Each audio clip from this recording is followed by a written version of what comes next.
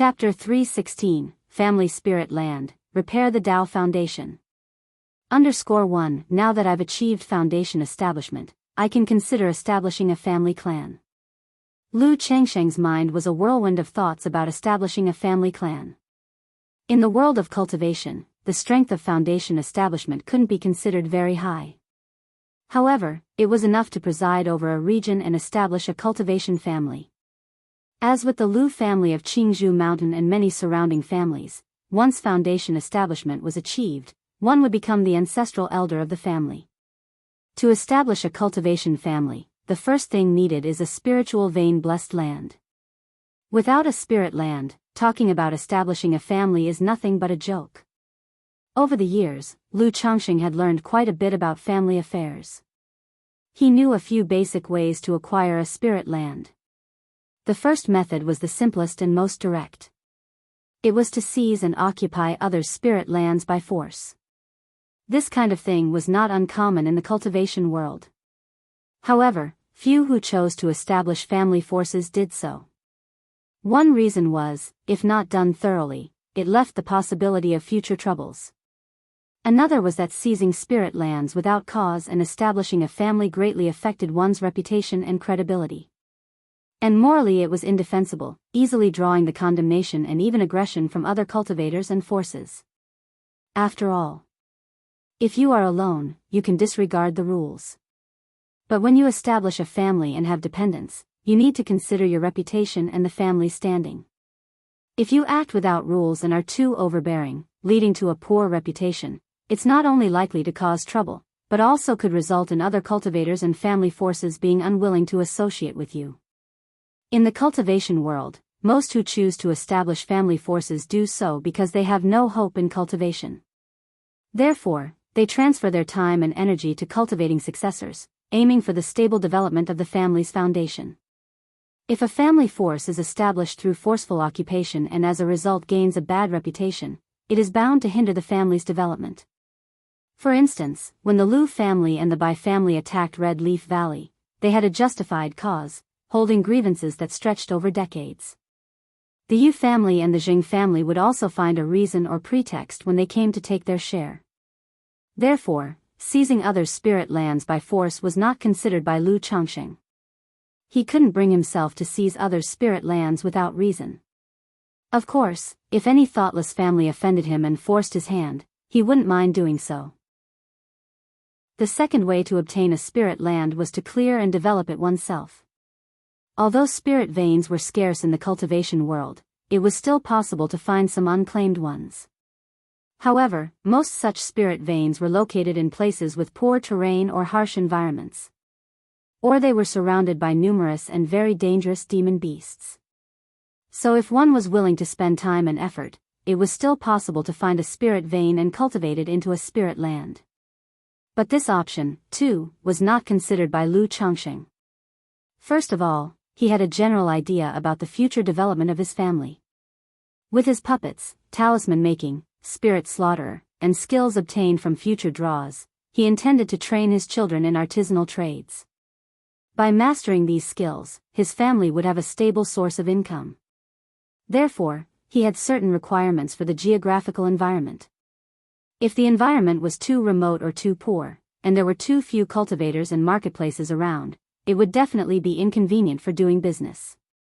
Secondly, to find a suitable spirit vein and to develop it into a spirit land would also require a great deal of time and effort.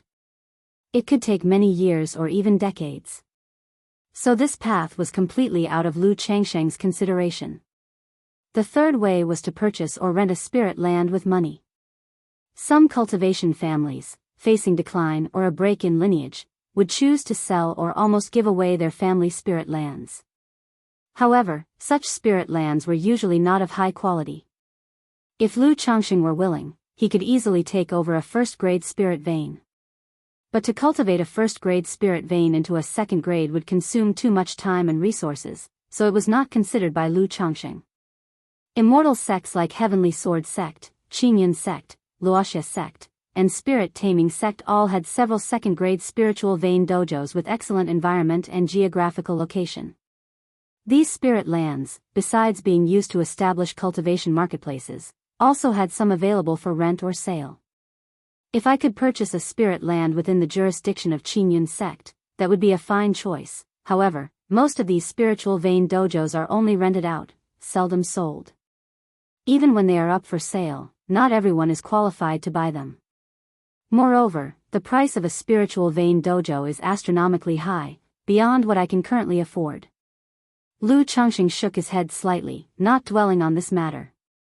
With his current worth, it wasn't easy to establish a family clan from nothing.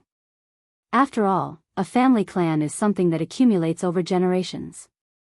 If he wanted to complete in a short time what others have achieved over several generations, it would naturally cost him exponentially more. However, he wasn't in a hurry to establish a family clan. He planned to wait until his children were older. The most urgent task at hand is to accumulate a foundation. In a few years, when I can reasonably reveal my strength at foundation establishment, I'll consider the matter of establishing a family clan. By that time, my 100 or so children should have grown up and will be able to share the burdens of this old father. Otherwise, even with a family spirit land and the establishment of my own family, I would be faced with a lack of manpower and would need to do everything personally. Lu Chengxing was very clear in his heart. To establish a family clan, a spirit land was only the basic condition. With the spirit land secured, one would at least need a family great formation, right? Such large-scale formations couldn't be managed with just a set of formation tools. Chapter 317, Family Spirit Land, Repair the Dao Foundation. An array master is necessary for the setup. As for the great formation of his own family, Lu Chengxing truly did not feel assured to let others handle its arrangement. Moreover, such large-scale formations, even ordinary second-rank formations, are exceedingly expensive. With the formation's protection, it's necessary to sort the earth veins, develop the spirit fields, and the medicinal fields. Then planting the spiritual medicines in the spirit fields, the envisioned puppet factory, nurturing spiritual beasts, all require substantial financial investment and people to do the work. It's feasible to recruit outsiders, servants, to work. But core matters must be kept in the hands of our own people. At present, aside from his wives and concubines, his eldest son, Lu Pingan, is only 13 years old. And since Lu Pingan does not have a spiritual root, he cannot do many things, which must be done only by offspring with spiritual roots. Lu Chengxing was very clear about all this in his heart. He knew that establishing a family from nothing, regardless of the cost, or human and mental effort, would be tremendous and require extensive preparation. Even with a system at his disposal, it wouldn't be easy for one person to traverse in a few years or over a decade what others take over 100 years to accomplish. However, had it not been for the blessings of many children granted by the system, Lu Chengxing would not have even thought about establishing a family. After all, creating a family is like planting trees for future generations to enjoy the shade. In the early stages, it's all toil with little return. Moreover, most often, the founders don't live to see the benefits and conveniences of the family. However, for me, it's just about getting through the initial stage, he said to himself. After all, as long as the children are well, this father will be content. Once the family gets on the right track and carries on from generation to generation, this old father, this ancestor, can also relax and live leisurely. Lu Chengxing was also aware that he differed from other family founders. Most of them turned to building a family only when they saw no hope in cultivation. Whereas his focus was on stability and a promising future where every effort would be rewarded. At this moment, Lu Chengxing turned to look at Xianxia, whose eyelashes trembled slightly as her eyes slowly opened. He immediately asked with concern, "Xiyu, you're awake?" Chengxing. Xianxia had a breakthrough in her foundation establishment, completing a metamorphosis. Her skin, previously as pure as ice and snow, now seemed to flow with faint moonlight, making her entire person appear even more coldly sacred and pure. Supreme Forgetful Love Technique, First Level, Yun Wuqing, Yuer Wuqing. Looking at Lu Chengxing in front of her, Xianxia had complicated feelings. Initially, she thought that Yun stood for men and Yu for women. Clouds and moons sit millions of miles apart, unrelated to each other, So clouds are heartless, and so is the moon. But her master, Yun Wanshang, told her that clouds carry the light of the moon and cast the reflection of colorful clouds on the earth. To those on earth, it seemed as if the moon rested in the clouds, with the clouds embracing the moon, coexisting in interdependence. Thus, supreme forgetful love means one must experience emotion to reach heartlessness. However, with her breakthrough in the supreme forgetful love technique, she gained new insight. Clouds and moon intertwined, with the clouds surrounding the moon and the moon illuminating the clouds, both distant and close. One cold and quiet, the other ethereal and unpredictable, both heartless by nature, hence cloud heartless, moon heartless. It turns out I was wrong from the beginning, and so was Master, Xianxia murmured to herself. From the start of their cultivation, both she and Lu Changxing had no emotions. That is, they had desire but no feelings, aligning with the state of cloud heartless, moon heartless. But as her cultivation progressed, she became increasingly entangled, possessed by both desire and emotions. Although it was a mistake, she also knew that supreme forgetful love, in the end, is all about being heartless, without emotions, cutting away those threads of sentiment. So, when together with Lu Changxing, they had both desire and emotion. When alone, she would cultivate the supreme forgetful love technique to achieve a state of no desire, no emotions. Yet during the impact of foundation establishment, she was ultimately unable to sever her emotions completely and achieve heartlessness. But because Lu Changxing was by her side, she had both desire and emotions when it mattered, and in the end, she succeeded in her foundation establishment, though her Dao foundation was damaged. So what does the second level mean with its cloud has sentiment, and moon has sentiment? Xianxia thought about the state of mind necessary for the second level of the supreme forgetful love technique. This related to whether she could reach core formation. Although her Dao foundation was damaged, with cracks making core formation seem distant, she was not going to give up on herself. Xiyu, how are you feeling? Are you alright? Lu Changxing looked at Xianxia, who had just opened her eyes, then stared blankly at him, and he inquired. I'm fine, Xianxia replied, shaking her head lightly. She could feel that whenever she faced Lu Changxing, her state of mind couldn't truly achieve calmness, supreme forgetful love. Then, with a wave of her hand, she clothed herself in moon-white lingerie, undergarments, and a skirt. Despite their intimacy. But the thought of her own breakthrough process, having been undressed the entire time, made Xianxia somewhat shy. Xiyu, now that you're fine, let's see if I can repair your Dao foundation, Lu Changxing said, looking at Xianxia, who had donned her skirt, her long hair casually falling down to her waist, the contrast of black and white naturally bearing a celestial essence without any pretense. Repair Dao foundation? Xianxia looked towards Lu Changxing, still somewhat incredulous. After all, such a notion was astounding. Yes, the Dao foundation I gathered during foundation establishment is called the Yin-Yang 5 Elements Foundation Base, and this Yin-Yang Qi. Lu Changxing did not conceal anything and revealed the effect of his Dao foundation to Xianxia. Upon hearing this, Xianxia's beautiful eyes showed a hint of surprise, seemingly astonished that such a foundation base existed. At the same time, her creamy cheeks instantly flushed a shade of red. She had read many books about foundation establishment. She knew about many perfect foundations. But she had never heard of such a foundation as Lu Changxing's. Putting aside the fact that the effects of this foundation were too extraordinary. The method of repairing the foundation, which required dual cultivation, made her feel as if Lu Changxing was pulling a fast one on her. Xiyu, don't you trust me?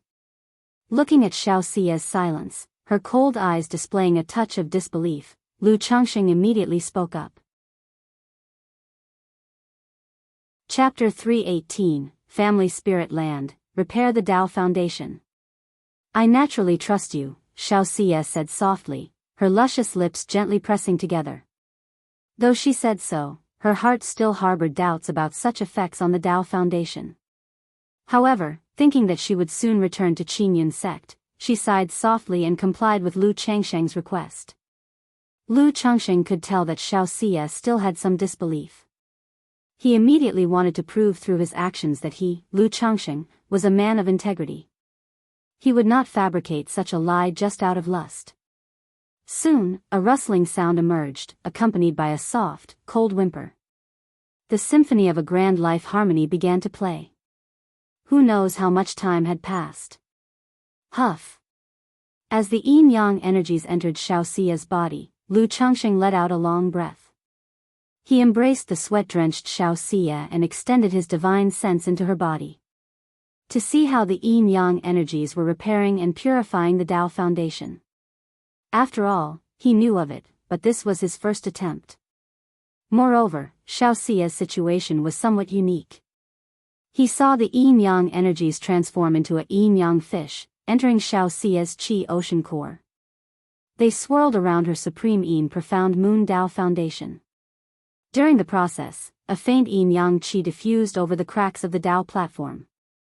Shiyu, how is it, do you feel any effect? Lu Changxing asked after observing for a while. He could tell that the yin-yang energies should be repairing and purifying the Tao foundation, but there were no apparent changes to the cracks on the platform. He could not discern whether the Tao platform was benefiting from the yin-yang energies' purification. Xiaoxia propped up her soft, powerless body with some effort, her porcelain skin flushed with a hint of pink. With her hand gently caressing her slightly swollen lower abdomen, she closed her eyes to sense the changes in her Tao platform. In this moment, she could clearly feel that under the nourishment of these yin-yang energies, her Tao platform was indeed being repaired. What astonished her even more was that these yin-yang energies resonated with her supreme yin profound moon Tao foundation, giving her the faint sense that, with enough yin-yang energies, not only would her Tao foundation be repaired but it might also undergo some kind of transformation. Changxing, the effect of these yin-yang energies made Xiaoxia's heart flutter. Her stunning face lifted to look at Lu Changxing, at a loss for words for a moment. With a gap in her Tao heart, her Tao foundation was damaged, leaving her inner world not at peace. Now, seeing that her Tao foundation could indeed be repaired and perhaps even further improved, her heart was tumultuous with emotion. Shiyu, how is it, I didn't deceive you, did I? Seeing Xiaoxia's reaction, Lu Changxing immediately knew the yin-yang energies were effective. He snorted lightly, slightly annoyed, and pinched her delicate skin playfully. He could see that Xiaoxia hadn't really believed he could repair the Tao foundation before. Lu Lang, she was wrong, Xiaoxia voiced sweetly, her eyes brimming with moisture as she nestled against Lu Changxing's chest. She was a little less aloof and a little more fragile. Normally, her use of the supreme forgetful love technique allowed her to maintain a tranquil mind, undisturbed by emotions. But their recent dual cultivation had nearly nullified the supreme forgetful love technique. And she didn't operate the technique to suppress her emotions. She even prevented the supreme forgetful love technique from activating automatically. It was as if she had a subtle revelation about the second layer of the supreme forgetful love technique. Clouds have affections, the moon holds affection. The moon, accompanied by the clouds, shone even more brightly. The clouds, illuminated by the moon, appeared even more vibrant and graceful. If she stood on the ground and looked up, admiring how the two complemented each other, it would result in the creation of a beautiful scenery, just like a painting of the clear blue sky. It's good that you understand your mistake. How do you think this effect is? Approximately how many times will it take to repair the cracks in your Tao foundation? Lu Changxing, using his divine sense to observe, could tell that this kind of thing wasn't going to be fixed in 1 or 2 tries, it's going to take several sessions. Possibly dozens of times. Xiaoxia's cheeks were slightly flushed as she gave an estimate. Thinking of this number meant accepting the number of times she'd have to engage in dual cultivation with Lu Changxing, which made her hang her head in shyness. She had actually been planning to return to the Qinyan sect. But how could she return if she had to repair her Tao foundation? Dozens of times. Upon hearing this, Lu Changxing's eyebrows raised slightly. The yin-yang energies he possessed were not simply mana, but the essence of the human body. After each use, they had to be slowly replenished through cultivation. The yin-yang energies he had just expended would likely take about 10 days to a half-month to recuperate. If it was going to take 50 times for Xiaoxia's foundation to be restored, it meant that it would take about 1 to 2 years. For cultivators, 1 to 2 years to repair a crack in the foundation is naturally not considered a long time. Changsheng, your yin-yang energies not only repair the Dao foundation but also resonate with mine, Xianxia continued to speak. She discussed the effects of the yin-yang energies on her foundation. There's such an effect? Lu Changsheng was also somewhat surprised. He really didn't know that his yin-yang energies had such an effect. If his yin-yang energies could further improve a perfect foundation, that would be too heaven-defying. Wait a minute, could this effect be because, at the time my 7 lamps foundation advanced to the yin-yang 5 elements foundation, it merged with Shiyu's great yin moon essence? After all, this great yin moon essence and Shiyu share the same origin, so maybe that's why my yin-yang energies have an extra effect on Shiyu's foundation. Lu Changsheng speculated in his mind. He felt that if it could also upgrade a perfect foundation, it would be too heaven-defying. He then shared his speculation with Xianxia. Xianxia was also somewhat astonished after hearing this. She hadn't expected that Lu Changsheng's yin-yang energies were formed by her own great yin moon essence and the great sun essence. However, she was also unclear about this situation. After all, her understanding of foundations was limited. Shiyu, approximately how many times before your foundation can undergo a transformation? Lu Changsheng asked again. I don't know either. Xianxia shook her head gently. She could only feel the resonance of the yin-yang energies in the process of repairing her foundation. It made her feel that under the nourishment of the yin-yang energies, her foundation would undergo a certain change. No worries, with persistent effort even an iron rod can be ground to a needle. Shiyu, rest assured, I will definitely repair your foundation and help you take it a step further. Lu Changsheng spoke with deep affection, his tone growing firmer and more sincere. Xianxia, with Lu Changsheng's gesture, lifted her chin slightly, her cheeks blushing, and softly hummed in approval. By the way, Shiyu, I have a cultivation technique that's not only beneficial for cultivation but might also be useful for repairing the foundation. Lu Changsheng thought of his tender embrace technique and mentioned it to Xianxia. He also wanted to try out another effect of his foundation. Chapter 319, If you feel bad about it, have a few children _1 Several days later, the sky cleared up, and the rain ceased. Poof! Lu Changsheng flipped over and rose to his feet. He took out 3 elixir medicines and swallowed them, holding 2 spirit stones in his hand. He sat cross-legged in cultivation, absorbing and devouring copious amounts of pure spiritual energy. In the next moment, within the sea of qi in his dantian, a drop of liquid mana formed, resembling 7-colored glazed glass. It merged into the multicolored Dan Lake, making the Dan Lake ripple gently, growing slightly in size. Phew, this effect is simply astonishing. But it seems the dual cultivation with Shiyu also has an enhancing effect.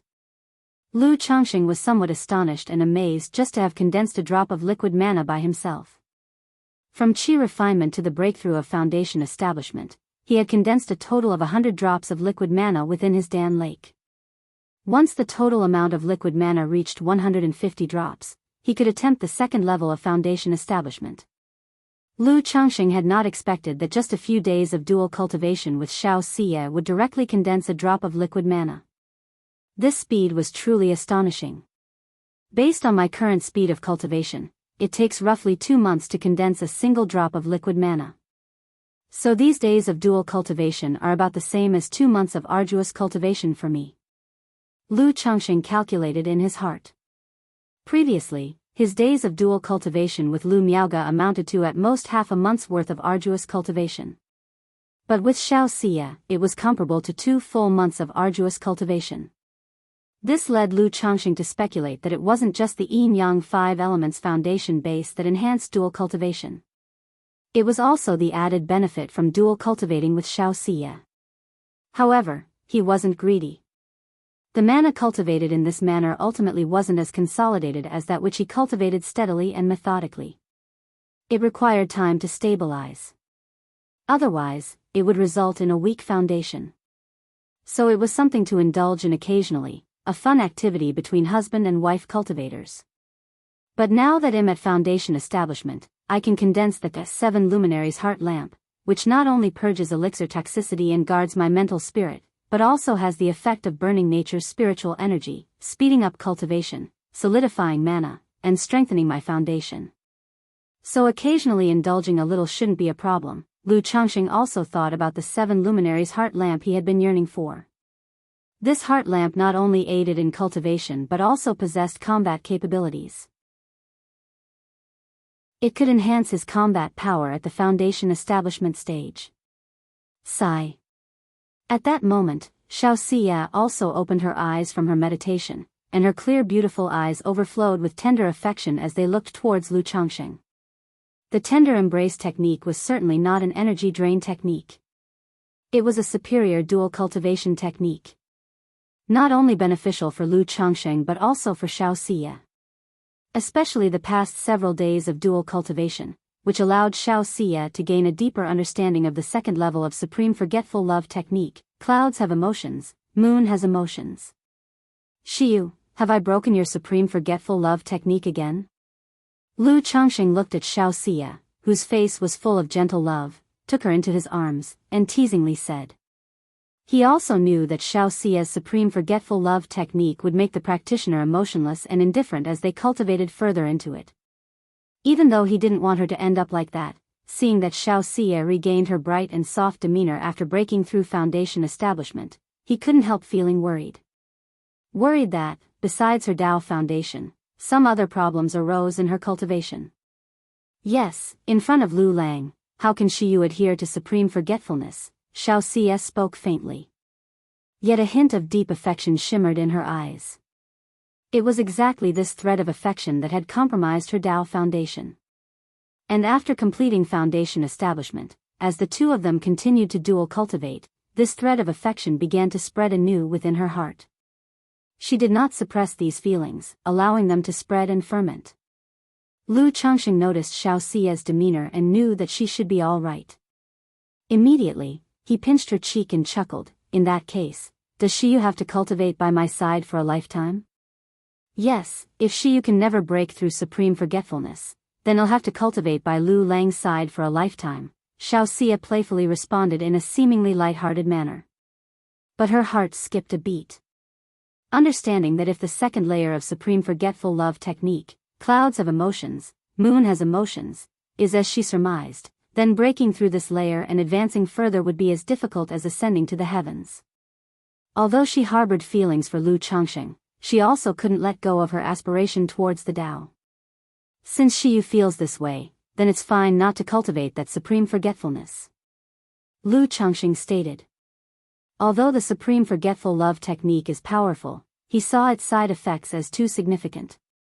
Hearing this, Xiaoxia's eyes lowered, and her lips quivered as she bit her lip. For a moment, she fell silent. The Supreme Forgetful Love technique was not like other cultivation techniques that could be readily changed. Especially now that she had broken through to foundation establishment, to switch her practice would mean starting all over from scratch.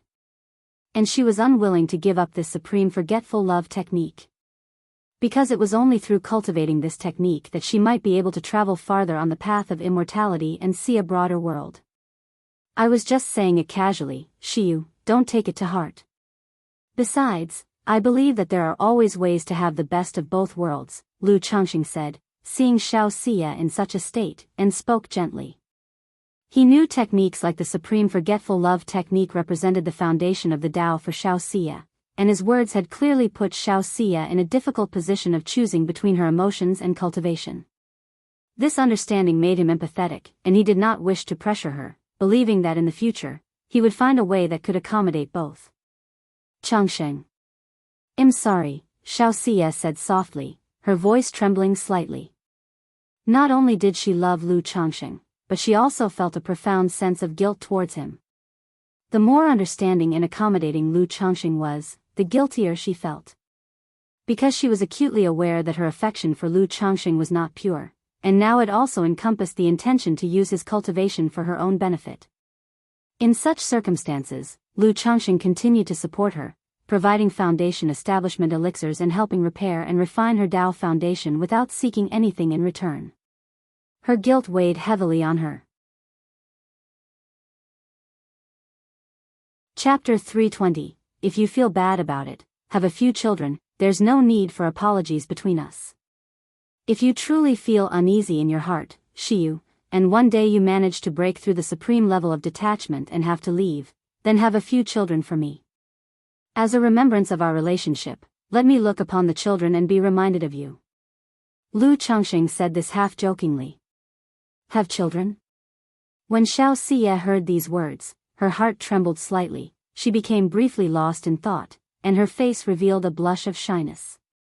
Having spent so much time with Lu Changxing, she naturally knew how fond he was of children. But she had never considered the matter of having children. Or rather, most cultivators, unless they see no hope in their path of cultivation, even if they have partners, do not think about having children. Especially someone like Xianxia, who was at the prime age for vigorous advancement in cultivation, with a bright future ahead, would think even less about having children. Now that Lu Changxing had brought it up, Xianxia couldn't help but genuinely ponder the idea. She thought about having a child for Lu Changxing. That way, when she left, someone would still be there to keep him company. But the thought of childbirth scared her inexplicably. She remembered hearing as a child that childbirth was like passing through the gates of hell. She also thought about how, if she had a child and she wasn't around, the child would be motherless and might be bullied by others. For a moment, Xiaoxia's heart raced and her thoughts were in turmoil. Shiyu, what are you thinking about?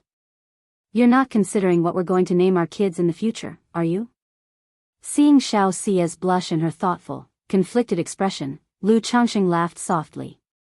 Although he suggested that Xiaoxia have children, it was mostly a preventive measure, tilting more towards a joke. After all, she does have a core formation master. He dared not truly plan to cajole someone else's disciple into having children. Humph, who said I would have children for you? Xiaoxia looked at Lu Changxing's teasing, half-smiling expression, spat lightly, and showed a bit of girlish moodiness. She pounded her little fist on Lu Changxing's chest, saying one thing while meaning another. Watching the fairy behave in such a manner, Lu Changxing shouted "Io" in amusement. Then the two of them were affectionate for a while. Shiyu, I plan to buy some items in the Qingyan market and then return to Jianghu mountain. Are you going back to the Red Leaf Valley market with me, or? Lu Changxing asked. Cultivating together with Xiaoxia in the Qingyan market, life was undoubtedly pleasant. But after all, he had a family. At home, there were a bunch of wives and children. This trip had already lasted over 5 months. Having not returned for such a long time, and now that his foundation establishment was complete, he naturally had to go back. So, he thought of purchasing materials for crafting the 7 luminaries heart lamp in the Qingyan market before heading back to Jianghu mountain or the Red Leaf Valley market. Changxing, I've been away for quite a long time on this trip, and now that I've succeeded in foundation establishment, I should also make a trip back. I will come to find you afterward, Shiyu. Upon hearing this, Xiaoxia said softly. Having been on her cultivation journey for a while and now that she had succeeded in foundation establishment, she needed to go back to report and inform her master. Alright, when you do, just come directly to Jianghu mountain or the Red Leaf Valley market and contact me. Lu Changxing nodded in agreement. The two of them did not linger. They packed up their things, cleaned out the cave dwelling, and prepared to leave. As he left the cave, Lu Changxing put on his mask artifact once again, reverting to the disguised appearance he had before. This mask was no longer the lower-grade magical instrument he had initially bought, the 100 Changes mask. It was a higher-grade magical instrument with a similar effect. Once disguised, unless faced with a foundation establishment cultivator using a special technique or divine skills for seeing through illusions, it was usually impenetrable. Xiaoxia, however, did not disguise herself. When she rented the cave dwelling with a token, she had already revealed her identity. And her situation was different from Lu Changxing's. She had no such concerns. The two of them opened the cave dwelling and were ready to go downhill to the rental office to return it. At a distance, a young man noticed that Xiaoxia's cave dwelling opened with a boom. He immediately got up, his face full of joy as he came forward to congratulate her.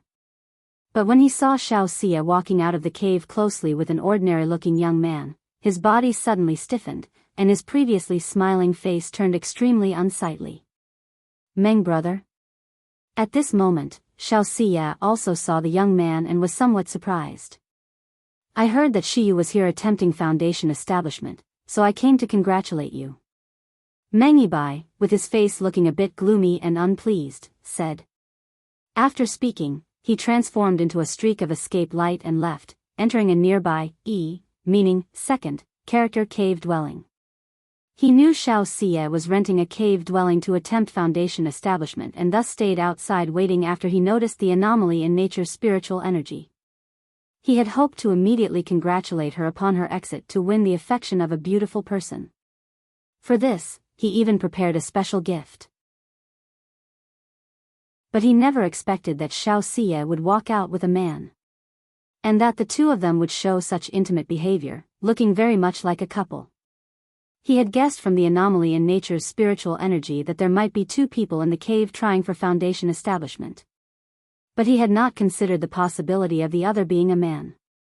After all, Xianxia was known in the Qingyun sect as Fairy Shiyu, famous for her aloofness and pride. She rarely interacted with people, let alone men. And yet, the usually cold and dignified Fairy Shiyu was now showing a gentle smile and affectionate behavior towards a man. Thinking about the two of them attempting foundation establishment together and staying in the dwelling for months, Meng Yibai felt sick to his stomach. Slut! The more Meng Yibai thought about it, the angrier he became, punching the cave's wall in frustration and grinding his teeth in resentment. I thought she was so cold and aloof, but now it seems she's nothing special. Who is this person, and why don't I remember such a person in our sect? Meng Yibai, thinking of Lu Changsheng's appearance, had eyes filled with intense murderous intent. Chapter 321. If you feel bad about it, have a few children already proud and arrogant. He couldn't swallow the affront he encountered at that moment. As for Xianxia, he didn't dare to offend her, so he immediately shifted all the blame onto Lu Changsheng. This person's name is Meng Yibai, the grandson of a false core immortal from our sect.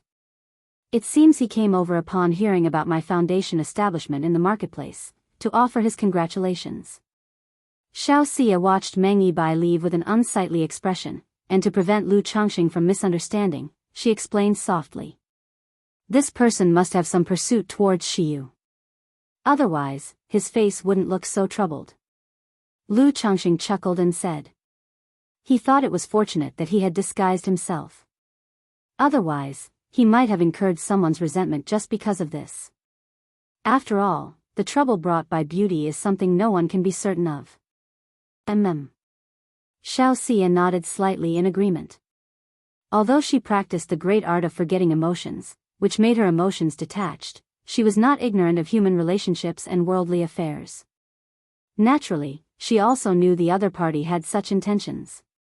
If the disciples of the Qingyun sect found out that Fairy Shiyu was pursued and won over by me, wouldn't I be chased to the ends of the earth? Lu Changsheng joked. He was not jealous because of this. If Xianxia had no suitors in the Qingyun sect, he wouldn't believe it himself. Just like in the Nine Dragons market, Lu Miaoga had many suitors. But in the end, it was he, Lu, who had more charm and won the Bowtie's favor.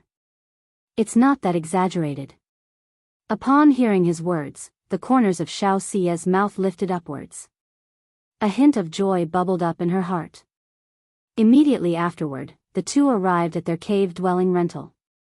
When the caretaker Han saw Xianxia and Lu Changsheng come, judging by their appearances and auras, he knew that they had both succeeded in their foundation establishment. One sign was the anomaly of the nature's spiritual energy vortex earlier, which indicated successful foundation establishment. The other sign was that, if foundation establishment failed, even with foundation establishment elixirs, one's energy would be weak and disordered in the short term. But Xianxia and Lu Changsheng had mana that showed no signs of weakness or disorder, deep and profound like an ocean, which made him feel it was unfathomable. Congratulations to Xiao Shishu on successful foundation establishment, and to this senior on successful foundation establishment. May your path to the great Tao be promising. Caretaker Han immediately bowed deeply. Now that Xianxia had achieved foundation establishment, her status had naturally risen. Before, he was able to call her junior sister, due to joining the sect earlier and being older. Now he naturally had to address her as Shishu, and refer to Lu Changxing as senior. Xiao Shishu, when you were undertaking foundation establishment, Immortal Du and Meng Yibai, Meng Shishu, came here and asked about you, Immortal Du, upon knowing you were attempting foundation establishment, instructed that no one should disturb you, Caretaker Han continued, taking the opportunity to remind her.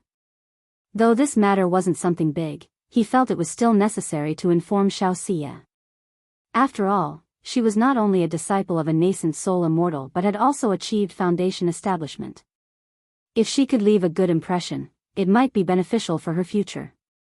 Upon hearing this, Xianxia nodded slightly. She had already seen Meng Yibai just now. As for Immortal Du, she knew he was a false core immortal presiding over the Qingyun market. The fact that he ordered not to disturb her was clearly a show of goodwill. Thank you, Brother Han. Xianxia bowed slightly in response. She naturally knew that in the Qingyun sect, one's status greatly increased upon breaking through to the foundation establishment stage. A Qi refinement disciple must address a foundation establishment disciple as Shishu. However, she was not accustomed to such a title yet, especially since Caretaker Han was 20 to 30 years her senior. This fairy Shiyu and this person seemed to have an extraordinary relationship. Not only did they establish their foundations together, but they also stayed in the cave dwelling for so long. After Xianxia and Lu Changxing left, Caretaker Han was inwardly shocked. He had felt before that the relationship between Lu Changxing and Xianxia was not ordinary. This was why he mentioned not only Immortal Du but also Meng Yibai. After all, young Master Meng was not one with a good temper. If he saw the close relationship between Lu Changxing and Xianxia, he might cause trouble. But what does it have to do with me? Caretaker Han shook his head, deciding not to think further. Having managed affairs for so many years, he knew that there were things one shouldn't be curious about if it wasn't necessary. Changxing, that Immortal Du is an elder of our sect. Since I've come to the market to break through foundation establishment, it's only right for me to pay a visit in both sentiment and etiquette, Xianxia said to Lu Changxing. If she hadn't known about it, it wouldn't matter. But now that she was aware of Immortal Du, and he knew of her visit, it would be inappropriate not to pay a visit. All right, you go ahead. I happen to need to buy some things as well, Lu Changxing smiled and nodded, indicating that after he finished his shopping, he would head straight back to Qingzhou Mountain. Xianxia returned to her usual cool demeanor, showing a hint of tenderness. She then hugged Lu Changxing somewhat reluctantly. Meng Yibai, just down from Core Peak, saw this scene. His already unpleasant expression turned as dark as liver, his fists clenched tight, with murderous intent in his eyes. Before, he had comforted himself, thinking that the two were just friends and therefore somewhat affectionate. But seeing Xianxia take the initiative to embrace Lu Changxing now, to say there was nothing between them would be something not even he could believe. He walked towards the cave-dwelling rentals with an expressionless face. It seems I need to be careful with this person. Lu Changxing also noticed the expressionless Meng Yibai and thought to himself. As a man, he naturally understood men. He could see that someone like Meng Yibai, who radiated vigorous and sharp energy, must have an extremely proud personality. Seeing the object of his pursuit intimate with another might lead him to malice simply out of displeasure. Shortly after, they parted ways, and Lu Changxing headed toward the inner city. He planned to deal with some possessions and buy some materials. Chapter 322, The Army of Golden Armor Warriors. The way to enter Qingyun sect _1. After arriving in the inner city, Lu Changxing didn't go directly to purchase or deal with his belongings. Instead, he found a large inn, checked into a room, and changed into a different disguise. After all, having spent so long in Nine Dragons Market, he had experience with this and wanted to avoid attracting attention. At this time, Lu Changxing also remembered the golden armor being mother in his system space. Since he had been with Xiaoxia, he hadn't taken it out. Extract. Lu Changxing opened the system space, his mental spirit flickered slightly. Immediately, a golden bean the size of an egg appeared in front of him. At the same time, detailed information about the golden armor bean mother emerged in Lu Changxing's mind. The golden armor bean mother could transform into a second-rank golden armor warrior or be used for planting and breeding spirit beans. The information about this golden armor warrior was close to what he had speculated before. It was somewhat similar to a puppet and a demon beast. Or rather, it was something in between a puppet and a demon beast. It had slightly more autonomy than a puppet. It didn't require divine sense to control and could follow simple commands. But compared to demon beasts, it had less autonomy. It could only do as commanded and lacked the ability to adapt spontaneously. But this golden armor warrior didn't consume spirit stones like a puppet, nor did it require food and drink like a demon beast. It could absorb and store spiritual energy on its own, and, when completely depleted, could recover slowly if placed in spiritual earth. This golden armor bean mother's transformed golden armor warrior has the strength of the late second rank. Even if its autonomy is low and it doesn't have many techniques or divine skills, it's still comparable to a top-level second-rank puppet. It shouldn't be a problem facing medium-stage foundation establishment cultivators. Lu Changxing had an approximate understanding of the golden armor bean mother's combat capability. The combat capability was quite straightforward, geared towards close combat and acting as a meat shield. Similar to a puppet, ordinary foundation establishment cultivators would struggle to withstand its full-force attacks. However, as I suspected, the primary function of this golden armor bean mother lies in its ability to be planted and cultivated. A faint smile appeared on Lu Changxing's face, understanding the planting and breeding aspect of the golden armor bean mother. It takes 3 years to sprout, 3 years to grow leaves, 3 years to blossom, and 3 years to bear pods. In other words, it can complete a reproduction cycle and bear fruit every 12 years. Each time, it can yield 5 to 10 golden armor spirit beans. All these golden armor spirit beans can transform into golden armor warriors, although they are not as powerful as the golden armor bean mother. They only possess the strength of the late first rank, roughly equivalent to a high-grade first-rank puppet. A 12-year cycle is a bit long. Moreover, these golden armor spirit beans can't be planted and bred like the golden armor bean mother. Otherwise, if I could continuously breed more from the beans, I could establish an entire army of golden armor warriors. Lu Changxing felt a tinge of regret in his heart. When he first obtained second-rank puppet techniques, he envisioned creating an army of puppets to execute the puppet C technique. However, due to the high cost of creating puppets and the need for personal control, he had to abandon the idea. But these golden armor spirit beans could be planted, and he could have them do tasks with just simple commands, rekindling his interest in this approach. Alas, these golden armor spirit beans also had their flaws.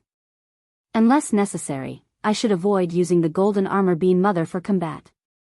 Otherwise, if it gets damaged or develops problems and can't blossom and bear fruit, that would be a major loss. After all, the golden armor warriors produced from these golden armor spirit beans are extremely convenient for combat, tilling spiritual earth, forging puppet parts, or any simple miscellaneous tasks. They require no human manipulation, no food or drink, no rest, and as long as they have enough spiritual power, they can work endlessly.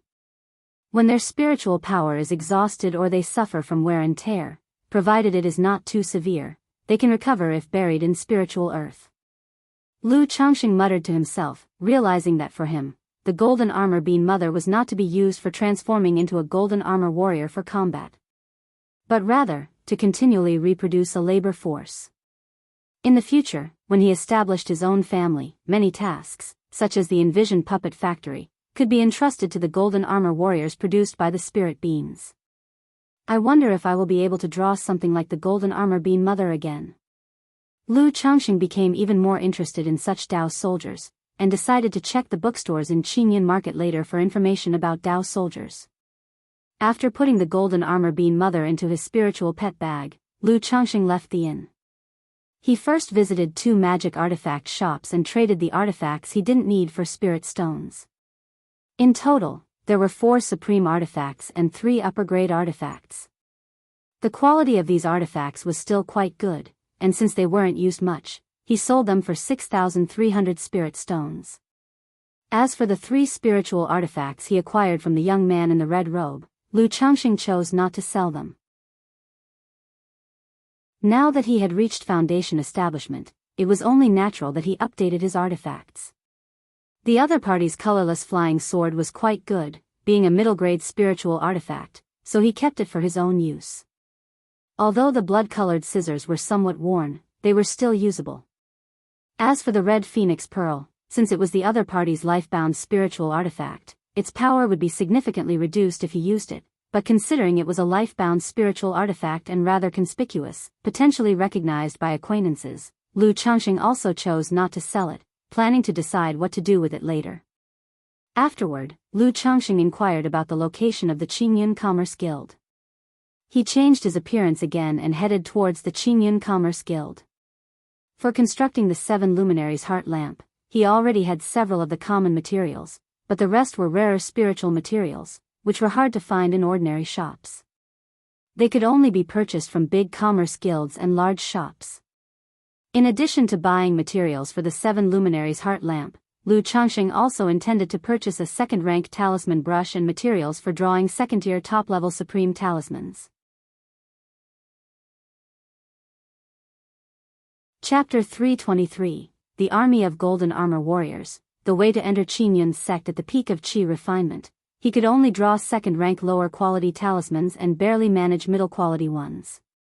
Now that he had broken through the foundation establishment, he was almost capable of drawing supreme second-rank talismans. Naturally, he needed to draw some talismans for self-protection. Welcome to Qingyun Commerce Guild. May I know if the guest is here to buy or sell? As soon as Lu Changxing stepped into the Qingyun Commerce Guild, a beautiful female cultivator dressed in the standard Cheongsam uniform of the guild approached to serve him. Both buying and selling. Lu Changxing casually replied.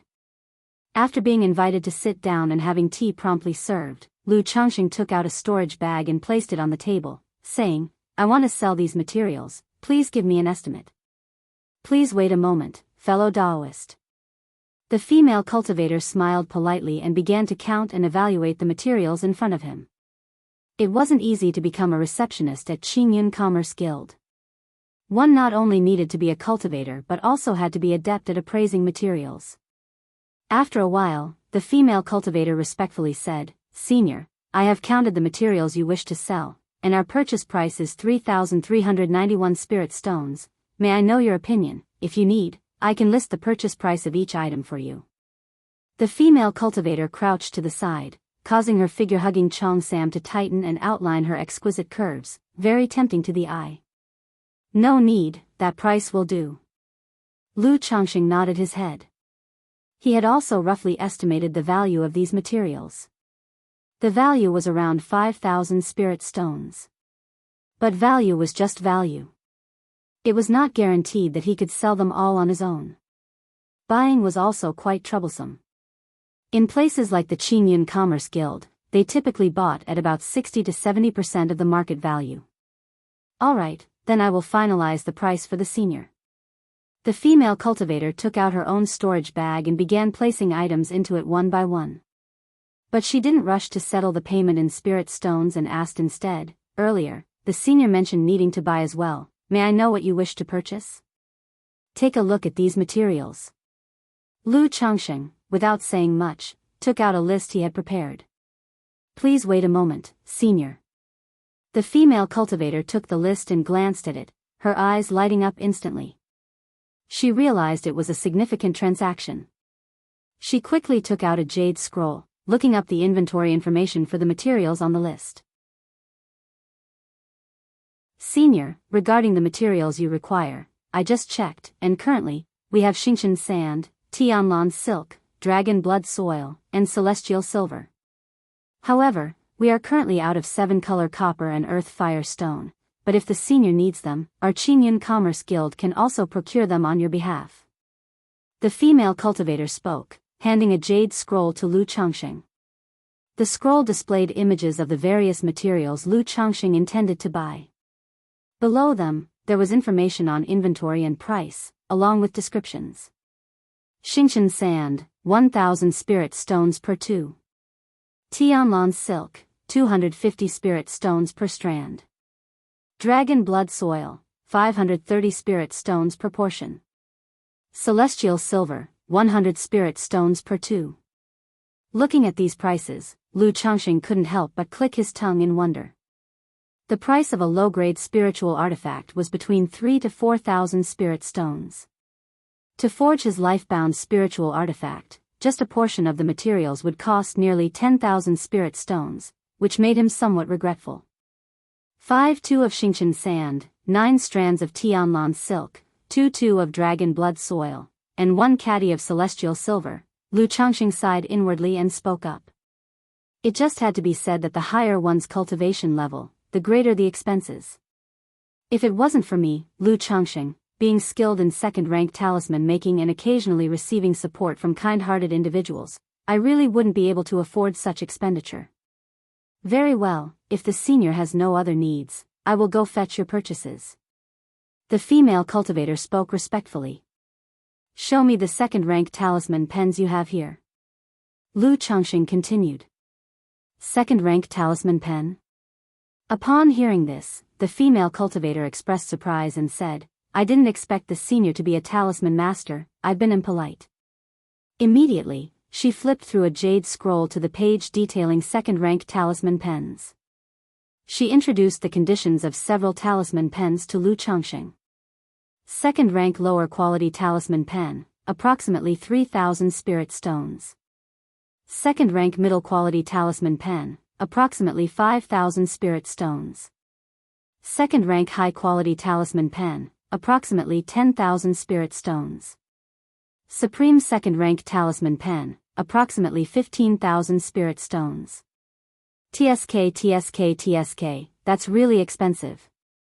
Seeing the prices on the scroll, Lu Changxing couldn't help but shake his head. He had previously bought a supreme first-grade talisman pen for a total of 1,400 spirit stones.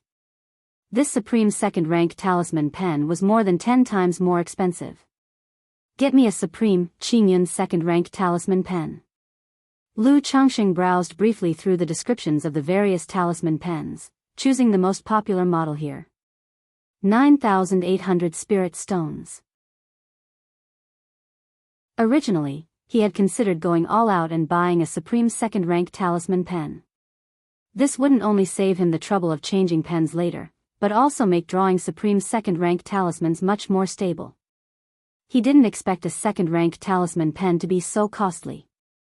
Mainly because when Xiaoxia broke through to Foundation establishment, the outside spiritual energy wasn't enough, and he had to crush middle-grade spirit stones to provide her with nature's spiritual energy.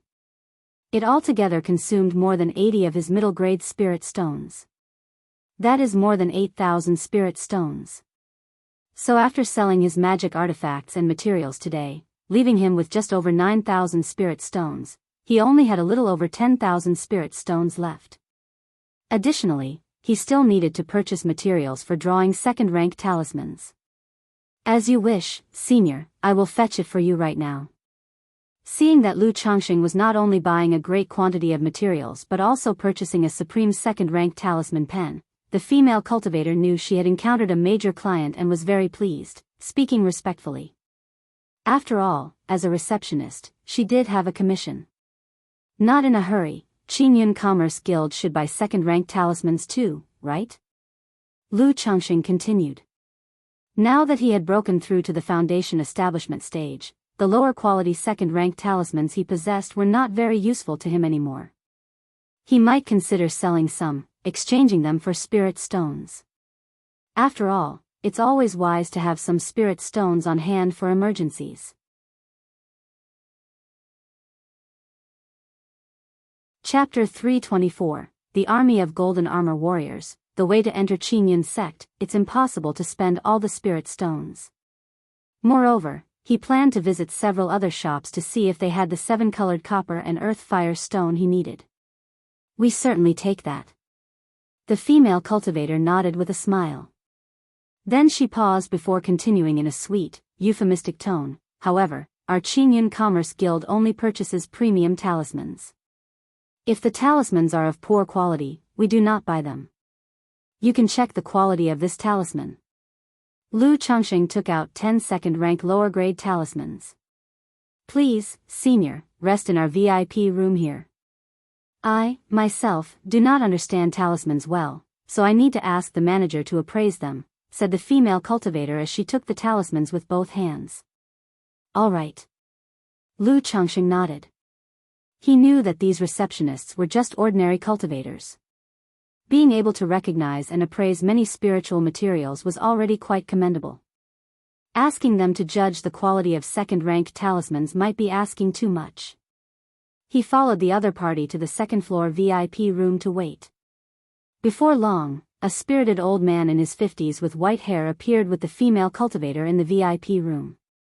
Who from the Qingyun Commerce Guild, seeing the exquisite quality of the talismans you wish to sell, I took the liberty of coming to meet you, the old man said politely as he made a salute to Lu Chongqing.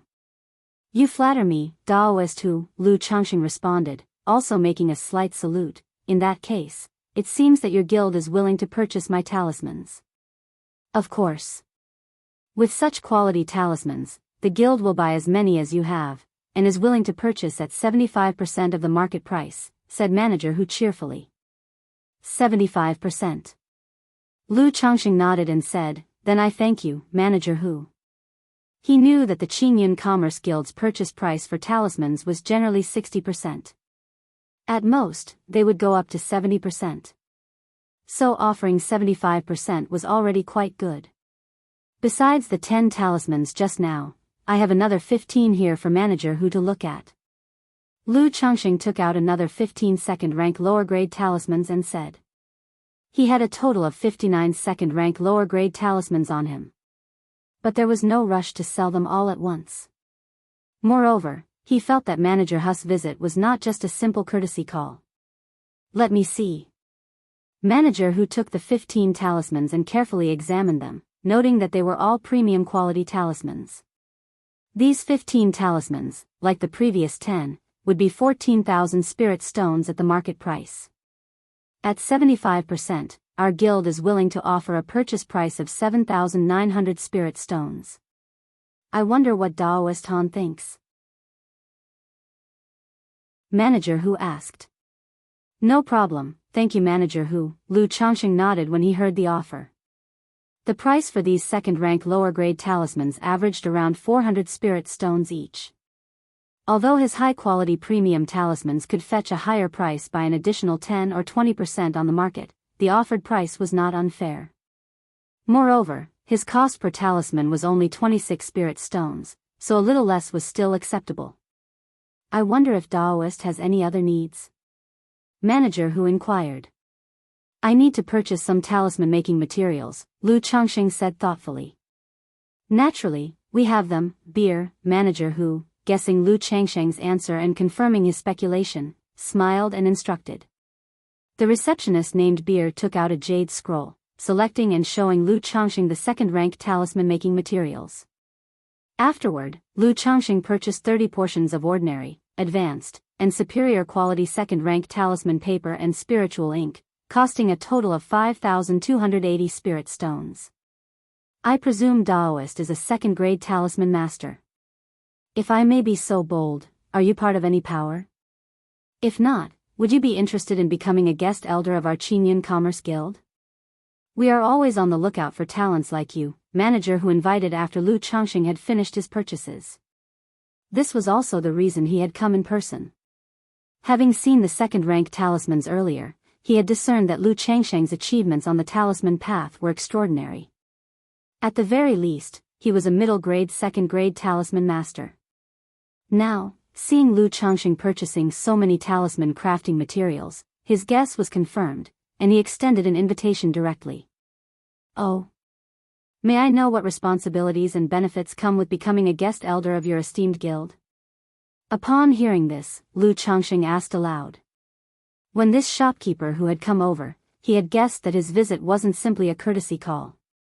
It turned out he wanted to invite him to join the Commerce Guild. Originally, when he was at the Nine Dragons Market, making purchases for second-grade talisman crafting materials from the Qingyun Commerce Guild and Myriad Treasures Pavilion. He had also been asked about this matter. But as he hadn't revealed too much at that time, no managers approached him with inquiries. Receiving the invitation now, he couldn't help but be curious.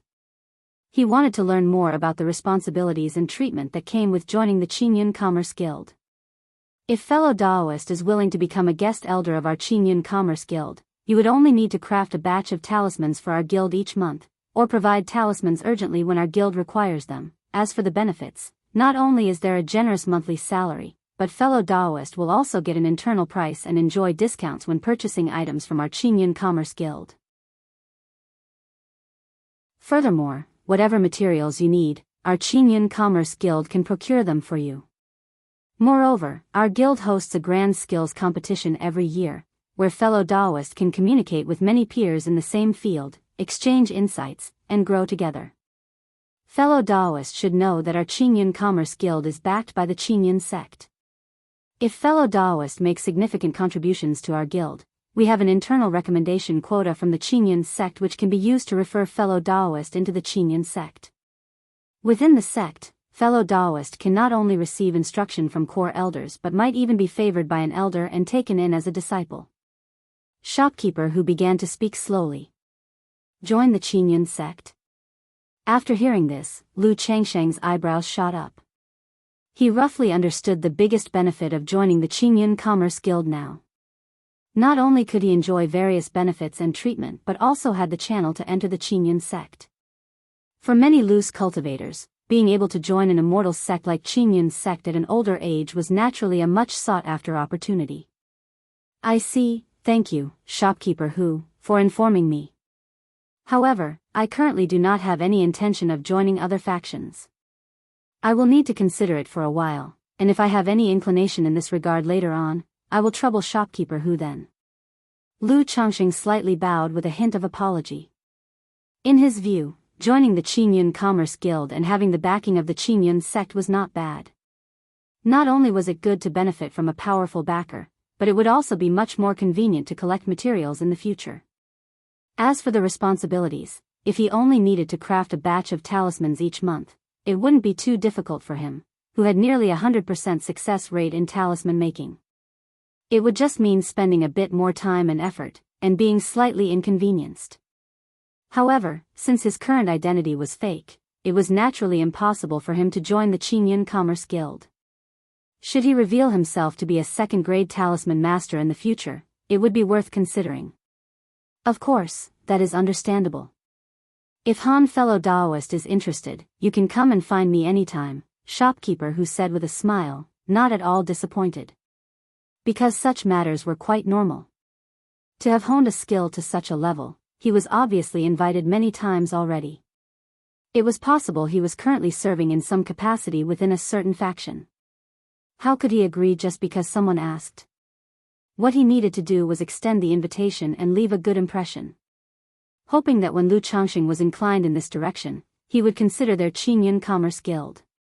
Senior Han, here are your items.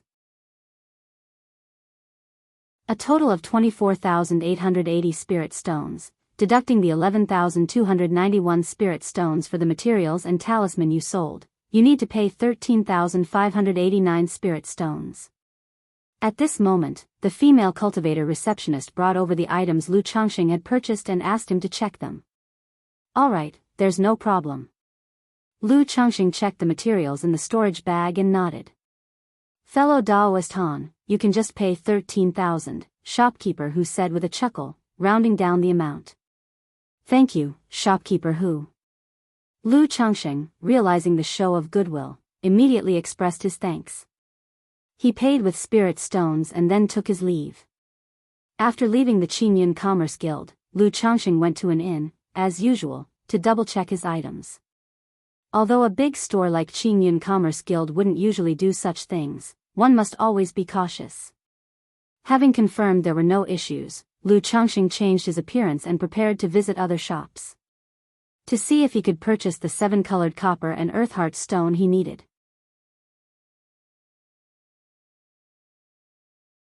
Chapter 325, The Concept of Dao Soldiers, Jianghu country's #1 loose cultivator _1, finally, everything's gathered. As he stepped out of the 6th shop, Lu Changxing let out a sigh of relief. At the Myriad Treasures Pavilion, he had purchased earth fire stones. But after asking around several shops, none had the 7-colored copper. Fortunately, luck was on his side. In this shop, for 2,000 spirit stones, he managed to acquire the last material needed for casting the 7 luminaries' heart lamp. Once I return to Jianghu Mountain and condense the 7 luminaries' heart lamp, they'll be able to forge this life-bound spiritual artifact. Having gathered all the necessary materials, Lu Changxing was in great spirits. After all, it would have been quite upsetting had he missed just one material. Now that I've broken through to foundation establishment, I should also buy some elixir medicines suitable for increasing cultivation level during the foundation establishment stage. Lu Changxing thought to himself. If one wished to cultivate quickly, consuming medicinal pills was indispensable. Relying on personal cultivation alone, it would take 8 to 9 years to progress from the first level to the second level of foundation establishment. But with enough elixir medicines and the aid of the 7 luminaries' heart lamp to refine the elixir toxicity and purify mana, it's estimated it would take just 2 to 3 years to reach the second level. Immediately after, Lu Changxing headed to the old and established Elixir Cauldron Pavilion to inquire about elixirs suitable for the foundation establishment stage. Senior, our shop has harmonizing energy elixirs and origin nurturing elixirs suitable for the foundation establishment stage.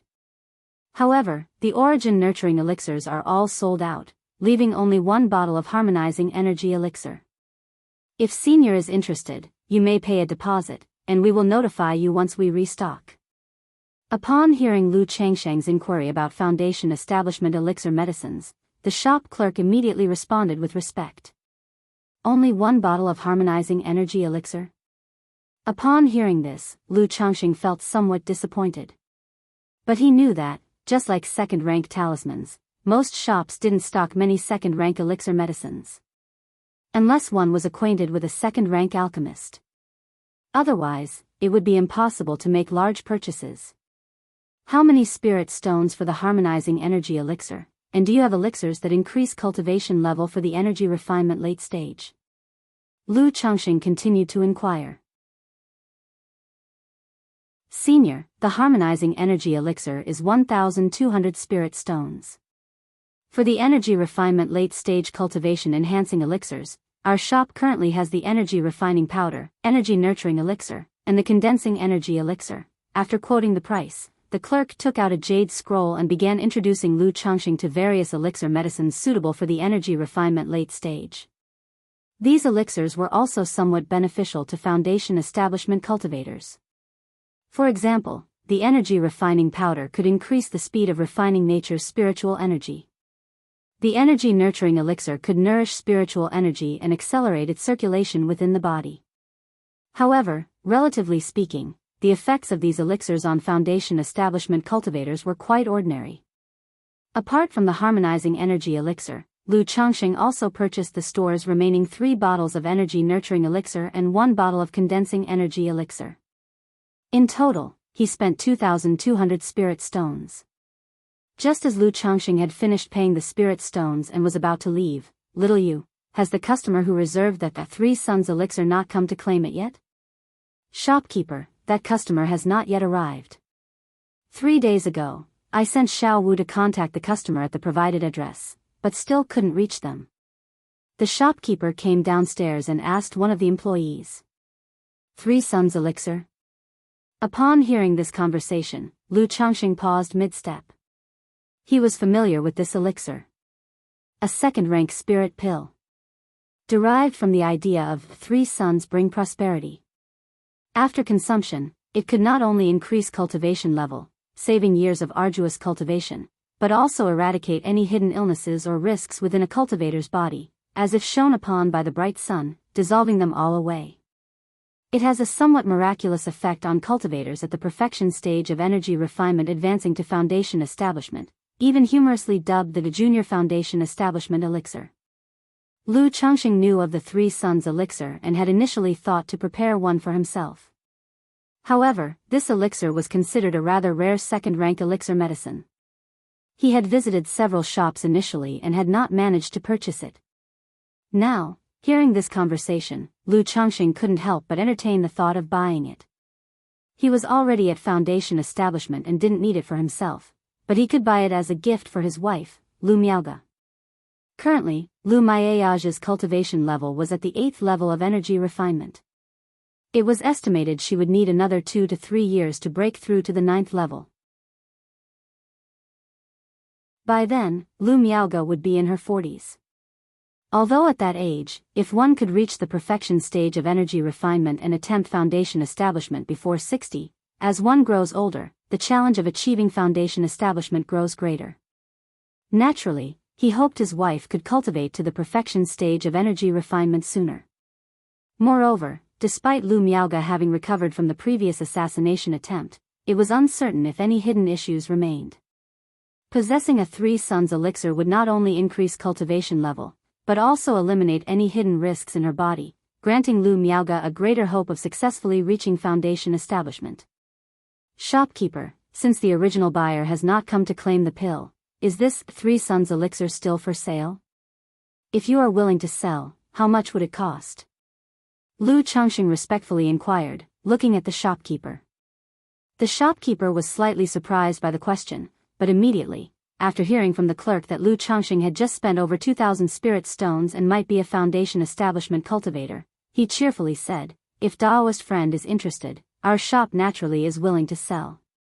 The 3 Suns elixir is priced at 3,800 spirit stones, the shopkeeper declared. Agreed, I'll take the 3 Suns elixir, Lu Changxing said promptly, nodding. The price wasn't cheap, but it wasn't very expensive either. After all, the prices in large shops tend to be a little higher.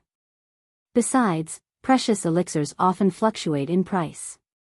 Shopkeeper, I don't have enough spirit stones on me. Could I offset the cost with talismans? Lu Changxing took out 3 talismans and asked. He didn't know exactly how many spirit stones he had, as he had not counted them. But it was roughly between 3 and 4,000. In such circumstances, it's only right to keep some spirit stones on hand for emergencies. Second rank lower quality talismans? As the shopkeeper of Elixir Cauldron Pavilion, he naturally had an extraordinary eye. He took the talismans, looked them over for a moment, and said politely, "Second rank talismans can indeed be used for offsetting the cost, but our shop can only accept them at 60% of the market price."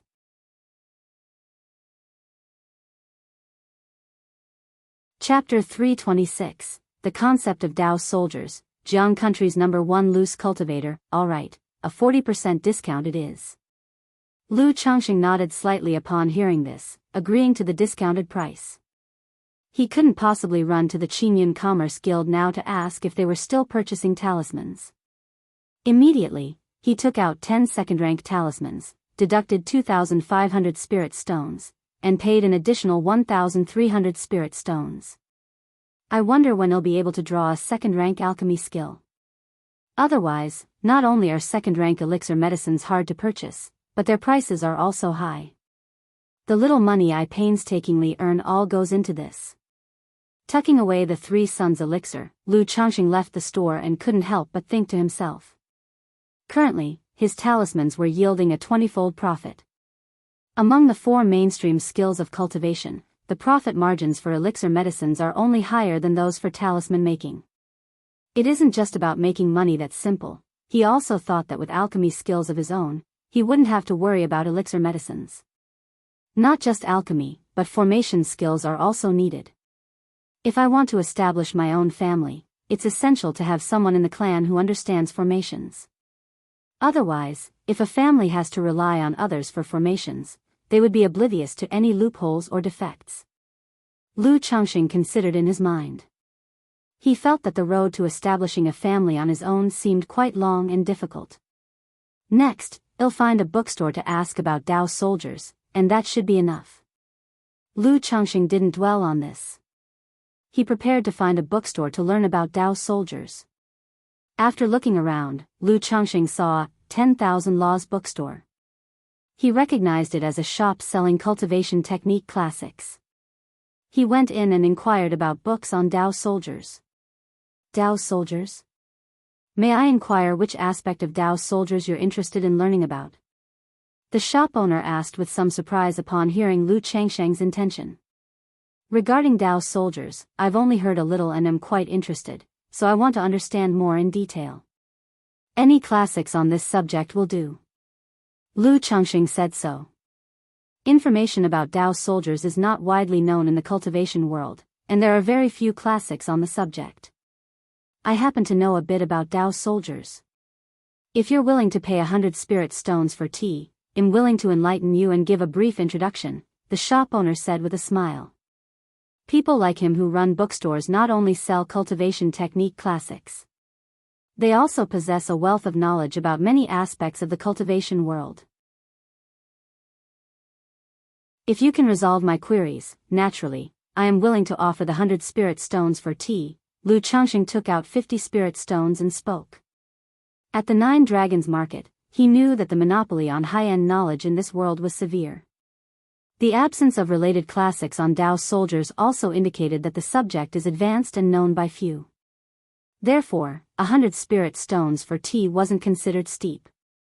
In some shops selling information, a single piece of news could cost thousands to tens of thousands of spirit stones.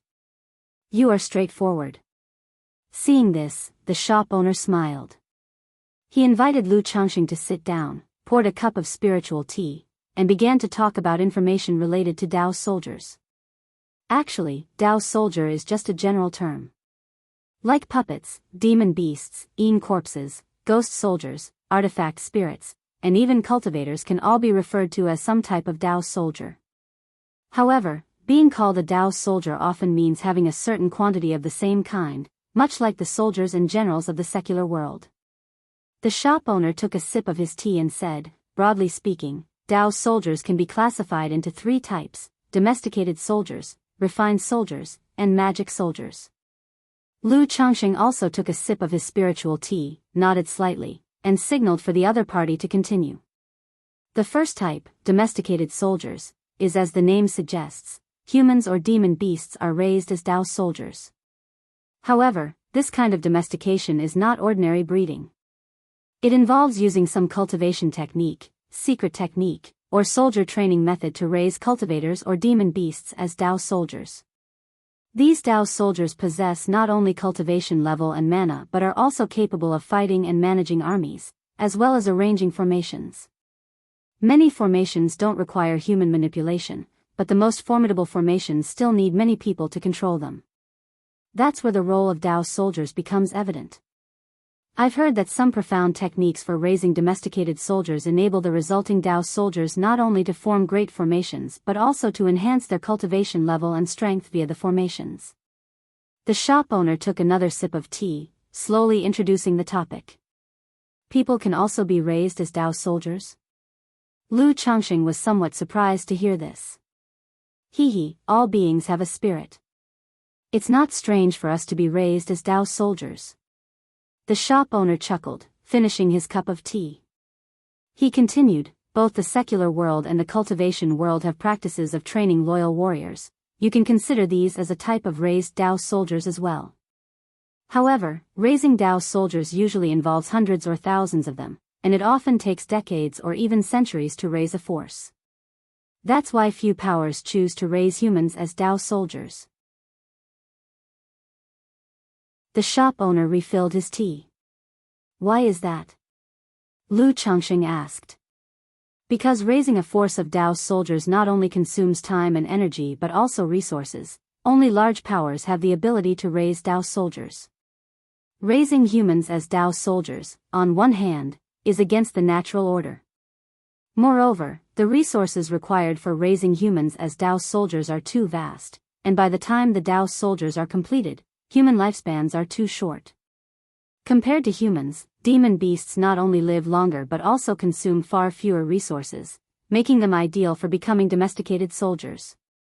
That's why if a power is to raise Dao soldiers, they would undoubtedly choose to raise demon beasts as Dao soldiers instead of humans. The shop owner spoke, refilling Lu Changsheng's tea as well. I see. Lu Changsheng had a realization upon hearing this.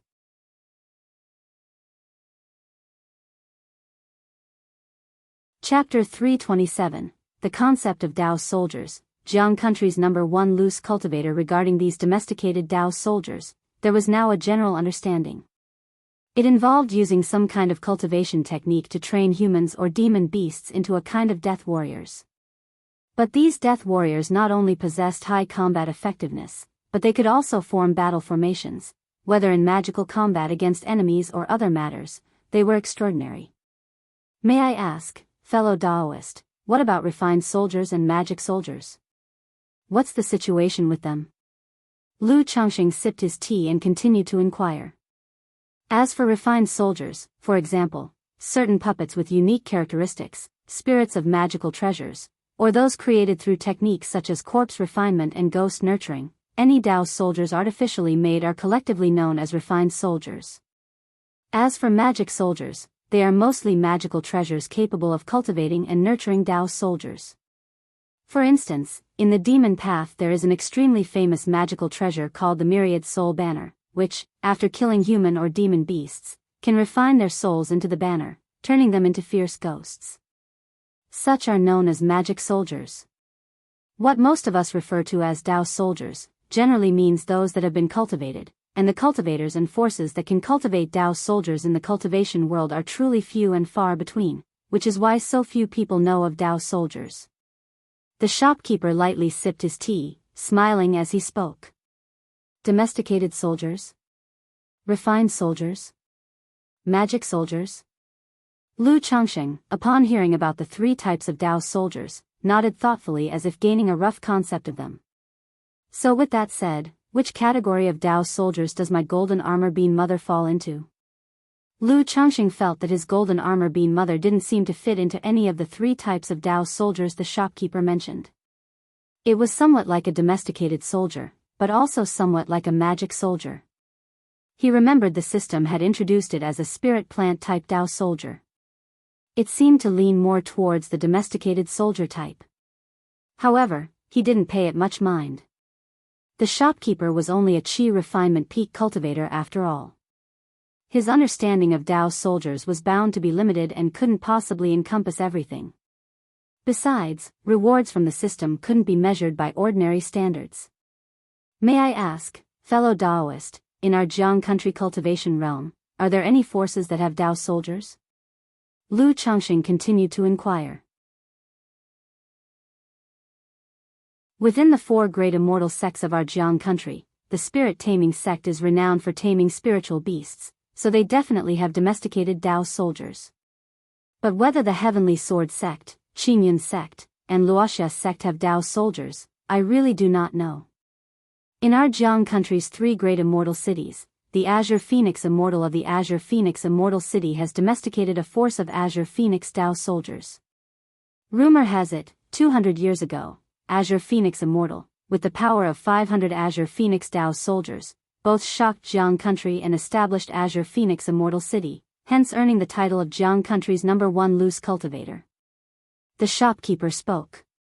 Azure Phoenix Immortal, Azure Phoenix Daoist soldiers. Lu Changxing was somewhat surprised by these words. Naturally aware of Azure Phoenix Immortal City, he had heard of the great reputation of the Azure Phoenix Immortal. Yet, he did not know that this Azure Phoenix Immortal made a name for himself by relying on a force of Daoist soldiers to establish Azure Phoenix Immortal City. Indeed, rumor has it that Azure Phoenix Immortal back in the day was just in the initial stage of core formation, but with 500 Azure Phoenix Daoist soldiers, he was able to go head-to-head with those in the late stage of core formation. The shopkeeper spoke of Azure Phoenix Immortal with a look of admiration and longing in his eyes. The Azure Phoenix Immortal, as a loose cultivator without any backing, yet managed to condense a true elixir. Furthermore, he established Azure Phoenix Immortal City, a sacred site for loose cultivators, on the border between Jianghu country and Yu country, naturally earning the worship of numerous loose cultivators and setting a goal for them to strive for. As expected, those who have made a name for themselves in the cultivation world, especially loose cultivators, all fit the mold of chosen children of destiny. Lu Changxing felt that this Azure Phoenix Immortal was indeed formidable after hearing these words. At his current state of early foundation establishment, he felt he could barely compete with those at the late stage of foundation establishment. The gap in strength between stages of core formation would be even greater. Yet this Azure Phoenix Immortal was able to confront someone in the late stage of core formation during his initial stage. However, Azure Phoenix Immortal's Azure Phoenix Dao soldiers are also amongst the top ranks of the many Dao soldiers. As far as I know, one of the three great cultivation families in our Jianghu country, the beast-taming Su family, has also domesticated a force of water serpent Dao soldiers and fire raven Dao soldiers, but they are far from matching the Azure Phoenix Dao soldiers of the Azure Phoenix Immortal. The shopkeeper continued to introduce the Dao soldiers. The beast-taming Su family, water serpent Dao soldiers, fire raven Dao soldiers. Lu Changxing nodded slightly upon hearing this. He had heard of this beast-taming Su family, one of Jianghu country's three great cultivation families. With a nascent soul immortal sitting in residence, it was a true cultivation family. It is not at all comparable to small cultivation families like Jianghu's Lu family or Red Leaf Valley's Qin family. Unexpectedly, this family not only has a nascent soul ancestor presiding but also cultivates Dao soldiers. However, he discovered that the store owner spoke only of domesticating Dao soldiers. There was no mention of refining soldiers or magic soldiers. Right away, Lu Changxing inquired about refining soldiers and magic soldiers. Dao soldiers are indeed rare and difficult to cultivate. Compared to domesticated soldiers, refining soldiers have more associations with the heretical path, and naturally, they are less seen in Jianghu country. Centuries ago, the royal family of Yu country, which bordered our Jianghu country, secretly stirred up successive wars to select a batch of battle-hardened soldiers and refine a type of Dao soldier. When the several great immortal sects of Yu country learned of this, they directly exterminated the entire royal family. As for magic soldiers, they are even more exceedingly rare. Apart from the infamous myriad soul banner of the demon path, I've heard that the Yiming ghost sect of Jin Kingdom has a treasured artifact known as the Myriad Ghost's Blood Pool, which uses the blood of myriad spirits for nourishment and can foster a type of Dao soldier. The shop owner said this and then finished another cup of tea. After speaking, he also turned to Lu Changxing and said, "Fellow Daoist, this is all I know about Dao soldiers. Thank you for enlightening me and broadening my horizons." Lu Changxing immediately cupped his hands in thanks. He handed over the remaining 50 spirit stones for the tea and then took his leave. These Dao soldiers really do sound impressive. If I could draw a magical treasure capable of nurturing Dao soldiers from the system lottery, perhaps I could cultivate my own Dao soldiers, Lu Changxing thought to himself. Having understood roughly the three types of Dao soldiers, he felt magic soldiers were the best. Whether it was domesticated soldiers or refined soldiers, they were too difficult in terms of time and effort. Only magic soldiers, which could be nurtured and cultivated using a magical treasure, were the best option. It was also the most likely for him to obtain directly through the system lottery. Without further thought, Lu Changxing found an inn to disguise himself in new clothes and then quickly left Qinyan Market. Quite smart to know to change his appearance and disguise. But daring to compete with me, Meng Bai, for a woman, he must pay the price. At the entrance and exit of the marketplace, atop the second-floor balcony, a young man in his 20s, bursting with vigor, sensed something and stood up, looking outwards. In his hand, a golden hamster appeared, pointing out Lu Changxing, who had just left the marketplace, from the crowd. Lu Changxing, after stepping out of the marketplace, did not ride the iron feather eagle. He also did not control a flying artifact. Instead, he attempted to fly by controlling the air. After all, the most significant feature of a breakthrough from Qi refining to foundation establishment is the ability to fly through the air without relying on flying artifacts. Now that he had broken through to foundation establishment, it was natural for him to try out and experience it. With a movement of his mental spirit, Lu Changxing naturally rose into the air and began to fly through the air. Many cultivators were coming and going next to Qinyan Market. Seeing Lu Changxing flying, they all gave way, showing envy and respect. Even in large marketplaces like Qinyan Market, energy refining cultivators are more common. Seeing a cultivator flying through the air, they naturally understood he was a foundation establishment great cultivator, and they didn't dare to offend him. Because if this great cultivator was in a bad mood and felt they were in the way, a simple slap could kill them without anywhere to seek justice. The reason energy refining cultivators cannot fly is that their spiritual power is insufficient to support their bodies, and they need to rely on flying artifacts. But after breaking through to foundation establishment, one undergoes a profound transformation, shedding the mortal coil, and the spiritual energy within transforms into mana, becoming more than 10 times more robust, enabling the body to lift off and fly through the air. Lu Changsheng tried out flying and understood the principle behind it. Immediately, he descended from the air, released the iron feather eagle, and flew towards Jianghu mountain. Even though foundation establishment cultivators can fly through the air, they cannot do so for long distances without incurring some consumption. Therefore, it's still preferable to travel by mount or artifact. Meanwhile, Meng Yibai left Qingyun market and released a palm-sized golden hamster from his spirit beast bag. Which direction did he go? He fed it an elixir medicine and spoke faintly. Chirp chirp chirp, the golden hamster nibbled on the elixir and immediately pointed in one direction.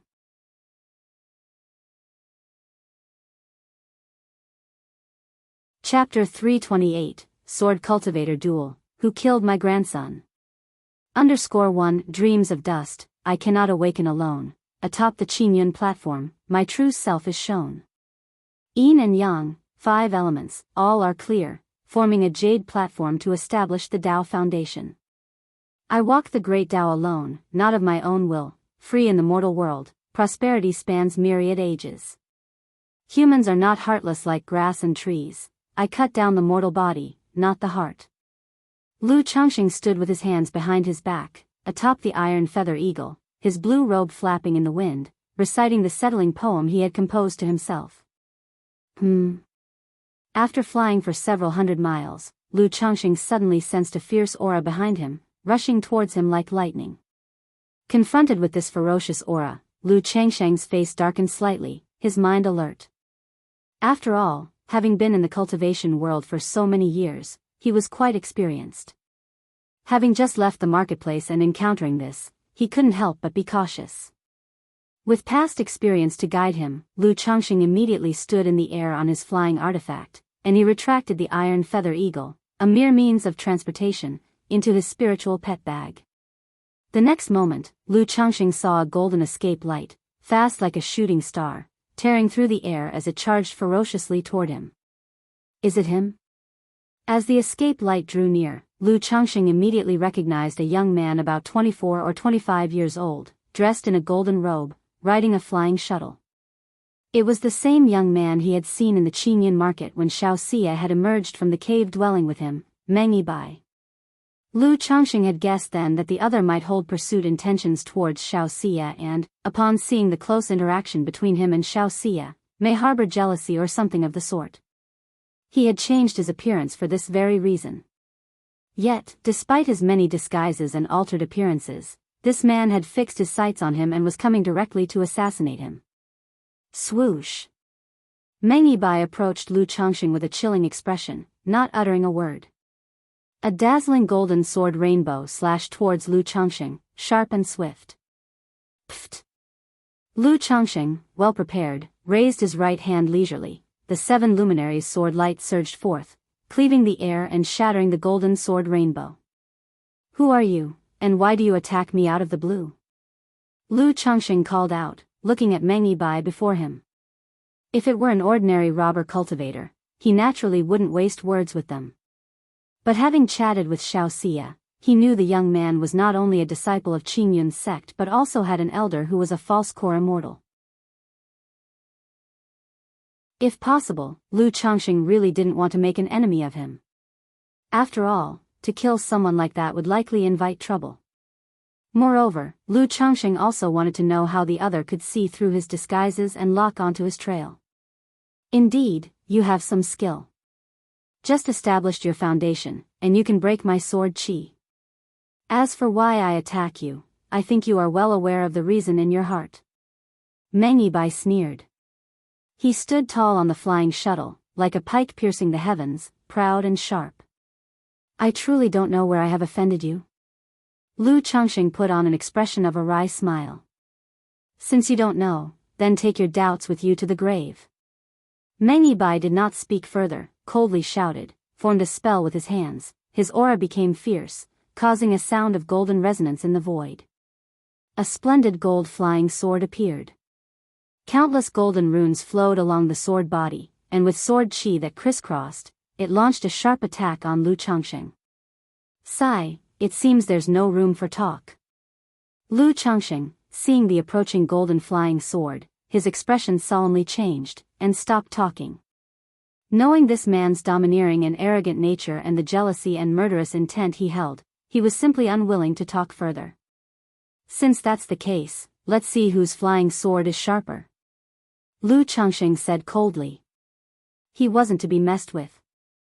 And having just completed his foundation establishment, he was also eager to test his own abilities.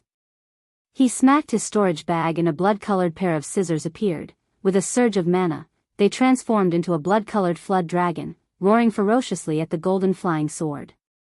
Meanwhile, a pale white flying sword appeared in front of him. Sword Shadow Dividing Light Technique. Lu Changsheng formed a spell with two hands, and rainbow lights were infused into the flying sword. The pale white flying sword trembled fiercely, and 7 colors of treasured light flowed as it created 2 identical flying swords. The next moment, another 2 identical flying swords appeared. In total, 8 flying swords formed before Lu Changsheng. The 7 Luminaries' Great Freedom Sword Scripture's 2nd level not only has the divine skill, the 7 Luminaries' Heart Lamp, which can create a life-bound spiritual artifact, it also has 2 spell divine skills. The first spell is known as the Sword Shadow Dividing Light Technique. When facing an enemy, this technique can create up to 8 sword shadows identical to the actual flying sword. The sword shadows can not only confound the enemy's sight, but each also possesses 30% of the original's power. The second spell is named the Shimmering Shadow Condensation Sword Technique. After deploying the Sword Shadow Dividing Light Technique and creating several sword shadows, all shadows can be converged into the flying sword for the strongest slash. An average beginner who practices the Sword Shadow Dividing Light Technique can at most create 1 or 2 sword shadows. But Lu Changsheng is thoroughly familiar with the 7 Luminaries' Great Freedom Sword Scripture, requiring no time-consuming practice. Additionally, possessing the Profound Origin Bead, creating many sword shadows without worrying about excessive mana consumption is of no concern. You're a sword cultivator too. Meng Yibai, upon seeing Lu Changsheng's completely formidable presence, as if he had transformed into a different person, using the technique of division and shadow, expressed surprise. Cultivators can roughly be divided into the Scholarly Cultivator faction and the Martial Cultivator faction. The Scholarly Cultivator faction primarily obtains cultivation resources through production and trade. The Martial Cultivator faction primarily obtains cultivation resources through battle and plunder. Sword cultivators are a classic example within the Martial Cultivator faction. They are known for their straightforwardness, characteristically having formidable combat abilities and sharp techniques in battle. This was why, seeing Lu Changsheng with Xiao Xia, he felt displeasure in his heart, harboring a grudge. His thoughts troubled, he decided to directly take Lu Changsheng's life.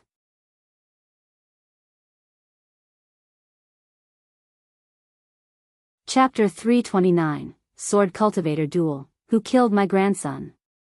Since that's the case, let me show you the true capabilities of a sword cultivator.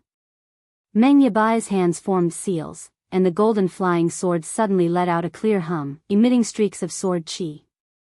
The sword chi swept through like a storm, causing the blood-red flood dragon to wail and its body to dim. Go! Lu Changsheng's expression remained unchanged as the 9 flying swords in front of him shot out simultaneously.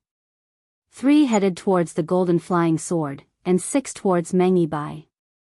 Meng Yibai watched the approaching flying swords with a slight frown. He found it difficult to distinguish the real from the illusionary among the flying swords sent by Lu Changsheng. His expression did not change, and he showed no panic. His eyebrows raised like swords, and with a slap to his dantian, he spat out a gleaming sword bead. This sword bead was round and glinted like a golden core, rotating around him and forming a net of sword chi. The sword bead, round in form yet embodying the intent of the sword, combined hardness with softness. Sharp enough to cut through metal like mud, and soft enough to coil around one's finger, its power far surpassed that of other flying swords of the same level. Furthermore, this sword bead was his life-bound spiritual artifact, possessing terrifying power. Clang clang clang, the 6 illusionary flying swords clashed against the net of the sword bead, sparking and ringing like metal striking against metal. Indeed, the sword bead was extraordinary, preventing Lu Qianxiang's illusionary flying swords from breaking through its defense and even nicking the blades. I have only recently reached foundation establishment and my resources are insufficient, many techniques have not caught up. To avoid any accidents, I must conclude this battle quickly. After a brief exchange, Lu Qianxiang had a rough estimate of Meng Yibai's strength. His cultivation level appeared to be in the middle stage of foundation establishment. However, with the profound origin bead by his side, his mana was not weaker than that of a middle-stage foundation establishment cultivator. In fact, in terms of the amount of mana, he was even slightly superior. In a battle of equals, he naturally did not fear his opponent. But since the opponent was a disciple of the Immortal sects and had a false-core Immortal as a senior, it was certain he had many tricks and means of preservation, so a swift victory was best. Your so-called sword cultivator abilities are just this. Taste my sword. Shimmering shadow condensation sword technique. Lu Qianxiang formed seals with his hands, and the mana in his body surged like a river, with the mana within his Danshan's profound origin bead rapidly circulating. This caused the 8 illusionary flying swords to tremble violently and shine brilliantly. Subsequently, they transformed into streaks of 7-colored rainbow light, merging into the pristine white flying sword, which expanded greatly, transforming into a giant sword over 3 meters long. Slash! Lu Qianxiang pointed like a sword and commanded the flying sword to cut down. The giant sword rose, with 7 colors of divine light swirling around it, and an endless surge of fierce and chilling sword chi seemed ready to extinguish all vitality as it slashed towards Meng Yibai with astounding momentum. Clang clang clang, under the terrifying onslaught of the 7-colored giant sword, the golden flying sword let out a distressed cry as though it couldn't bear the pressure. How is this possible? How can you, a cultivator who has just broken through to the foundation establishment, have the ability to use such techniques, to have such power? Meng Yibai looked at the 7-colored giant sword, his eyelid twitching uncontrollably as shock took over his expression. As a sword cultivator, he was already considered unbeaten among his peers. Thus, he had not regarded Lu Qianxiang, who had only just broken through foundation establishment, as a threat. Earlier, Lu Qianxiang's shimmering shadow technique had merely made him acknowledge that Lu was an impressive talent, no wonder he had caught the eye of a prodigy like Xianxia. But now this technique was beyond what mere talent could account for. Or rather, this was definitely not a technique that a cultivator who had just broken through foundation establishment should have. Lu Qianxiang's expression was indifferent, and he didn't reply, intent on slaying Meng Yibai with one sword. This youth has such astonishing methods, he must have obtained an unparalleled sword cultivation inheritance. Even if it costs me, it will be worth it to slay him. Meng Yibai's body burst with sword chi, and he took out a large tortoise shell to block the attack from the giant sword. The golden sword bead, after forming a heaven-covering sword chi net, suddenly burst forth in a flourish of sharp light, tearing through the air as it aimed for Lu Qianxiang. Simultaneously, a blue talisman appeared in his hand, glowing and pulsing with energy. Talisman treasure. Lu Qianxiang immediately noticed Meng Yibai's action. He recognized the blue talisman in his hand as a talisman treasure. Indeed, befitting a disciple of the Immortal sects, talisman treasures seemed to be standard issue. Previously Xianxia had a talisman treasure by her side, and now so did this person. Go! Lu Qianxiang did not bring out his talisman treasure, the golden light brick, to counterattack. His golden light brick magical treasure had limited remaining power and was not suitable for prolonged use. He slapped his storage bag and released a top-grade shield magic artifact and his second-rank puppet to block the sword bead. Next, he channeled a continuous flow of mana into the 7-colored giant sword, pushing its power to the extreme, making it overwhelmingly powerful. Crack. In that moment, the tortoise shell magic artifact immediately showed a crack. Not good. Meng Yibai did not expect Lu Changsheng's assault to be so aggressive. His own tortoise shell was a low-grade spiritual artifact. Yet, it seemed so fragile against the onslaught of the giant sword. Seeing Lu Changsheng also had a second-rank puppet, he had no choice but to call his sword bead back to defend. Sword chi burst forth, forming a spiraling net of sword chi in the sky, continuing to block the onslaught of the seven-colored giant sword as he sought time to activate his talisman treasure. Within a few breaths, Meng Yibai activated the blue talisman treasure. With a clear sound, the talisman treasure transformed into a small, water-like flowing blue jade ruler. The jade ruler radiated a dazzling light in the air. Just like Lu Changsheng's previous pristine white flying sword, it split in 2, then 4, and then 8, creating more and more jade rulers. In no time, Meng Yibai's front was covered with a multitude of blue jade rulers, totaling over 100. These jade rulers were neatly arranged, forming a barrier in front of the seven-colored giant sword. Go! Meng Yibai formed seals with his hands, directing the sword bead, which was still clashing with the giant sword, to transform into a golden ray of light and strike towards Lu Changsheng.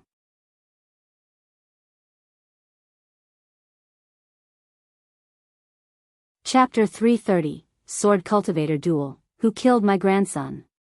Simultaneously, a series of blue jade rulers shot towards Lu Changsheng. Although his talisman treasure was quite ordinary, it excelled in both offense and defense. As a sword cultivator, once you start defending, it's the beginning of defeat. Lu Changsheng's expression remained calm as he spoke lightly, his words aimed to influence the mental spirit of his opponent. With his divine sense, he manipulated the magical shield and the second-rank puppet to rush forward to the sword bead for defense. At the same time, his hand sliced through the air like a blade, unleashing sword lights towards the blue jade rulers. He saw several blue jade rulers disintegrate under his 7 luminaries' sword lights, giving him a rough idea of the ruler's might. Instantly, a talisman appeared in his hand. Earlier, from the hands of the red-robed youth, he had obtained 7 second-rank supreme talismans. Among them were 4 attack talismans. Second-rank supreme talisman, Thunder Fire Immaculate Talisman. Boom boom boom, Lu Changsheng's talisman was activated, transforming into endless celestial thunder and earth fire, sweeping towards the overwhelming tide of jade rulers with an astonishing momentum, causing a furious barrage. The myriad of jade rulers, already struggling to withstand the 7-colored giant sword, started to tremble wildly, shattering and then splitting anew. Go! Seeing his second-rank puppet fall back step by step in front of the sword bead and suffer damage all over, Lu Changsheng immediately reactivated the blood-red scissors, transforming them into a blood-colored flood dragon to charge at the golden sword bead. After all, repairing the puppet afterwards would not only cost money but also time. Little guy, keep an eye on him. Lu Changsheng released the 6-winged golden silkworm from his spiritual pet bag. Though the 6-winged golden silkworm only had late first-grade strength for now, as long as the opponent wasn't a body cultivator, hiding in the dark, it could still deliver an unexpected strike. Damn it. He's just a cultivator who recently broke through to Foundation establishment. Where does he get such profound mana to support these techniques? Meng Yibai felt his mana rapidly draining from within, his complexion exceedingly unsightly. With his strength at the 5th layer of Foundation establishment, his mana was swiftly depleting, almost exhausted. Lu Changsheng, however, was a cultivator who had just broken through Foundation establishment, with less than half his own mana. Yet, while using such terrifying divine skills and techniques like the 7-colored giant sword, he could still nonchalantly cast other spells and activate spiritual artifacts, which was utterly beyond Meng's comprehension. Crack. Just at that moment, a crisp sound echoed. Hovering in mid-air, the tortoise shell filled with cracks finally shattered completely, allowing the myriad jade rulers to break and divide continuously under the 7-colored giant sword. No, there's something wrong with this kid, something seriously wrong. He must have some sort of artifact on him that increases and stores mana, otherwise, having just broken through Foundation establishment, it shouldn't be so exaggerated. Seeing Lu Changxing showing no signs of mana depletion and launching yet another talisman with explosive force, Meng Yibai's face turned extremely sour. Making a snap decision in his mind, he prepared to flee. Sword cultivators may value a relentless advance and unobstructed thoughts, but they are not fools. Knowing that, where there's life, there's hope, there's no need for a bitter struggle to the death. Meng Yibai's mana surged throughout his body, fully activating his talisman treasure to fend off the terrifying assault of the giant sword. Meanwhile, he recalled the blood-colored flood dragon and the dimly lit second-rank puppet sword bead to his side. Lu Changxing, witnessing this act, instantly knew something was wrong. His blood-colored scissors and second-rank puppet were no match for the sword bead. The question was whether he would break the opponent's talisman treasure first, or if the opponent's sword bead would destroy his second-rank puppet and blood-colored scissors first. But now, the opponent was withdrawing the offensive, which clearly indicated a problem. Could he be thinking of fleeing? Lu Changsheng's heart skipped a beat, realizing that the other might be planning an escape. Otherwise, as a sword cultivator, to abandon offense and focus solely on defense in these circumstances was indeed illogical. Without hesitation, Lu Changxing ceased to conserve his resources. He took out his talisman treasure, the golden light brick. Although this golden light brick talisman treasure wasn't very powerful, it had the effect of suppressing the heavens and the earth, making it difficult for one to break free and hard to escape. Now that Lu Changxing had broken through to the foundation establishment stage, he could activate his talisman treasure much faster than in the Qi refinement realm. In just a short time, the talisman in his hand soared into the sky, radiating golden light. A talisman treasure. Meng Yibai's expression drastically changed upon seeing this. He hadn't expected Lu Changxing to still possess a talisman treasure, hidden until now. In that moment, he could no longer care about his life-bound sword pellet. He instantly propelled the flying shuttle beneath him, transforming into a streak of golden light to flee without looking back. But part of the golden light brick talisman treasure's power had already manifested. Golden light shone in all directions, as if the might of an ancient divine mountain pressed down with a rumbling force, causing his body to feel suddenly heavy and his mana sluggish.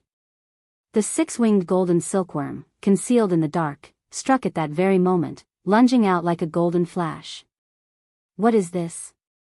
Despite being a Foundation establishment great cultivator, Meng Yibai acutely sensed the incoming six-winged golden silkworm, his mana erupting around him to form a protective aura. Clang!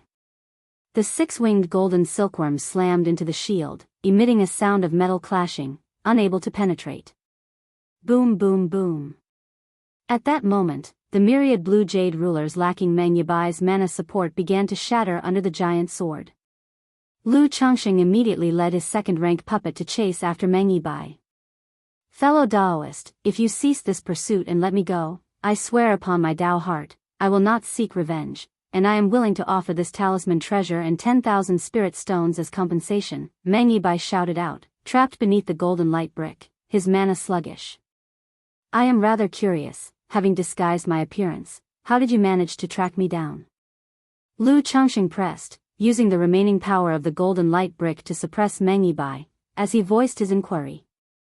I have an Earth-rank lower-grade pet beast, the Earth Spirit Mouse. This mouse doesn't have many talents, but it has an extremely sharp sense of smell for spiritual objects, and this sense applies in other areas as well. It had caught the scent on your body, the odor of the storage bag, so even if you changed your appearance and concealed your aura, it still couldn't be completely hidden and could be sensed approximately, Meng Yibai explained.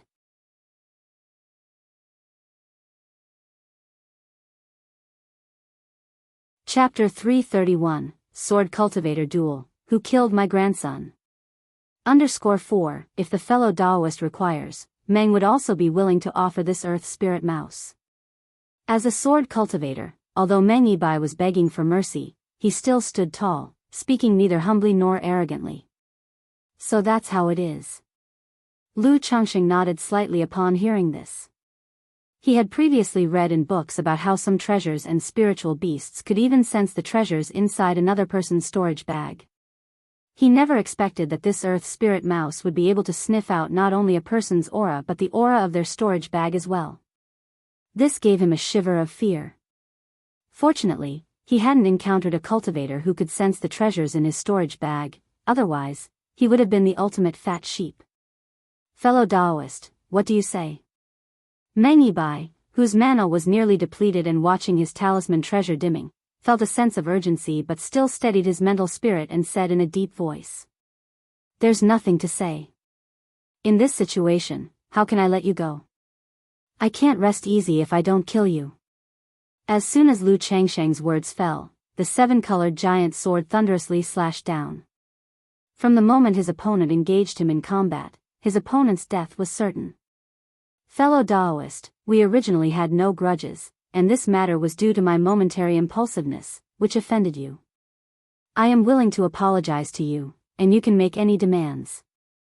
Moreover, my grandmother, a false core immortal of the Qingyun sect, has planted a soul seal inside my body. If you kill me, she will be informed. I am telling you this not as a threat but to let you know that if you kill me, you will only bring endless trouble upon yourself, with disadvantages outweighing the benefits. Meng Yibai forced his mana to surge, spinning the golden sword bead to attempt escape. But being suppressed by the golden brick, his movements were like being mired in a swamp, making it difficult to break free, forcing him to reactivate his talisman treasure to block the attack.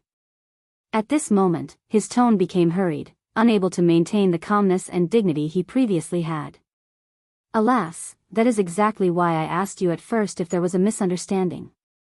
But unfortunately, given the chance, you did not know how to seize it. Lu Changsheng sighed. No sooner had he spoken than his eyes revealed a fierce glint, and he thrust down the seven-colored giant sword with all his might. Today, no matter the excuses, his opponent was doomed. Otherwise, being sought after by someone so prideful and willing to chase him over a small matter would make his own life unbearable.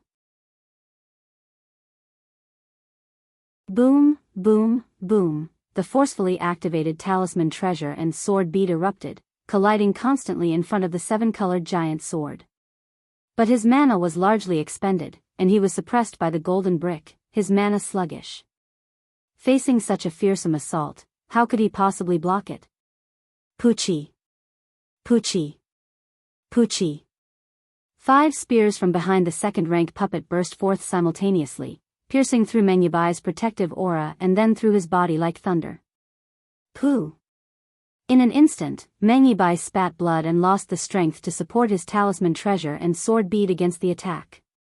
The next moment, the seven-colored giant sword descended like the opening of the heavens and the earth, slicing Meng Yibai's body in two, splattering blood and drenching the sky. My methods are still too few. Were it not for the mana enhancement and support from the profound origin bead, the outcome of this battle would have been uncertain. Not to mention, this flying sword isn't quite suited to me. After witnessing Meng Yibai's death, Lu Changsheng let out a breath and murmured to himself, gaining a rough understanding of his own strength. Without dwelling on it further, he instantly reached out with a man-influenced hand, capturing the opponent's treasures and body, and disappeared in an escape light. At that moment, Qingyun sect. Within a golden and dazzling magnificent palace. An old lady with aged features and graying hair suddenly felt something in her heart. A life-bound jade token appeared in her hand. But now, this life-bound jade token showed cracks. Yibai. Watching the broken life-bound token in her hand, her eyes filled with disbelief as she let out a piercing scream. Who is it? Who killed my grandson? The old lady's entire presence saturated the air, and her eyes revealed a reddish hue. Moments later, she transformed into a rainbow light and flew out of the palace. Straight away, steering a spirit boat, she turned into an escape light and shot towards the Qingyun market.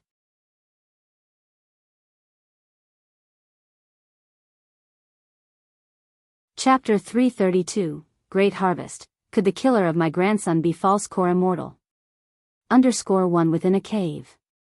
Lu Changsheng closed his eyes and surveyed himself with his divine sense. He saw an odd grayish aura within his body. Is this the so-called soul seal? Not only does it allow the caster to know when the person on whom the spell is cast dies or encounters an accident, but it also allows the caster to find the slayer from 1,000 miles away by transforming the soul seal into a resentful soul thread that resides within the assailant. Lu Changxing looked at the gray aura and murmured to himself. He attempted to eradicate the gray aura with his mana. But the gray aura wriggled and twisted like a living being, proving to be obstinate. His mana was simply unable to eradicate it. Then, Lu Changxing took out a second-rank lower-grade purification talisman and activated it on himself. A glow as pure and white as water flowed through his body, and upon sensing the gray aura, it immediately enveloped it. However, the purifying force could only suppress the gray aura to a certain extent and was unable to purify it completely. A soul seal planted by a false core immortal is indeed not so easily resolved. Must I really be forced to use a life-substituting talisman? Lu Changsheng's eyes narrowed slightly as he muttered to himself. Knowing that Meng Yibai was the grandson of a false core immortal, he still dared to kill him because he had something to rely on. This reliance was the life-substituting talisman. The life-substituting talisman had the effect of fending off lethal attacks and escaping through space. Schemes like the soul seal and resentful soul threads that curse one's life could also be diverted by the life-substituting talisman to take the user's place. First, let's see if other methods can resolve this resentful soul thread. Otherwise, using this fourth-rank life-substituting talisman here would be too wasteful. Lu Changxing took a deep breath and thought to himself. He did not wish to waste his life-saving talismans so easily and carelessly. After all, this life-substituting talisman could allow him to escape death even from a nascent soul below. To be so frightened as to use the life-substituting talisman for a yet-to-arrive false core immortal would be too disheartening. Moreover, if I really have to use the life-substituting talisman, I'd have to wait until that false core immortal comes searching. By then, I could also remember his appearance and aura to send him on his way with the Book of Malevolent Curses and Fates to settle the grudge once and for all. The Book of Malevolent Curses and Fates would require 100 years of lifespan to curse a nascent soul immortal to death. I wonder how much it would take for a false core immortal, 30 years or 50.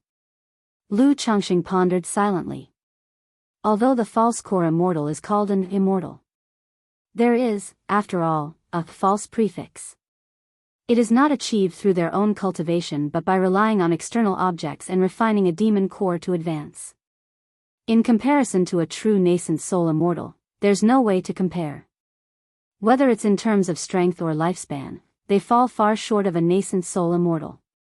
Not only is their cultivation unable to progress further in this life, but their lifespan is also limited to just over 300 years.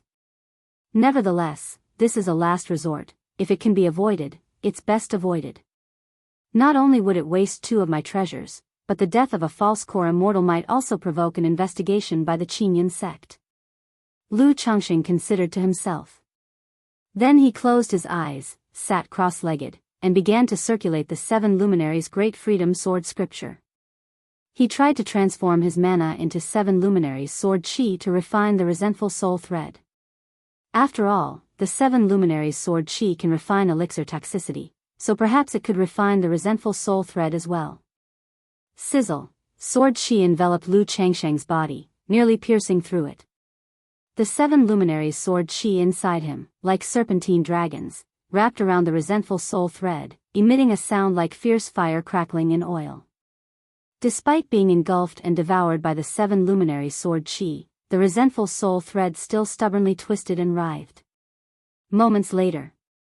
It really works. The 7 luminaries' Great Freedom Sword scripture, as an orthodox level cultivation technique, has the power to refine even a false core immortal's resentful soul thread. But this refining speed is too slow.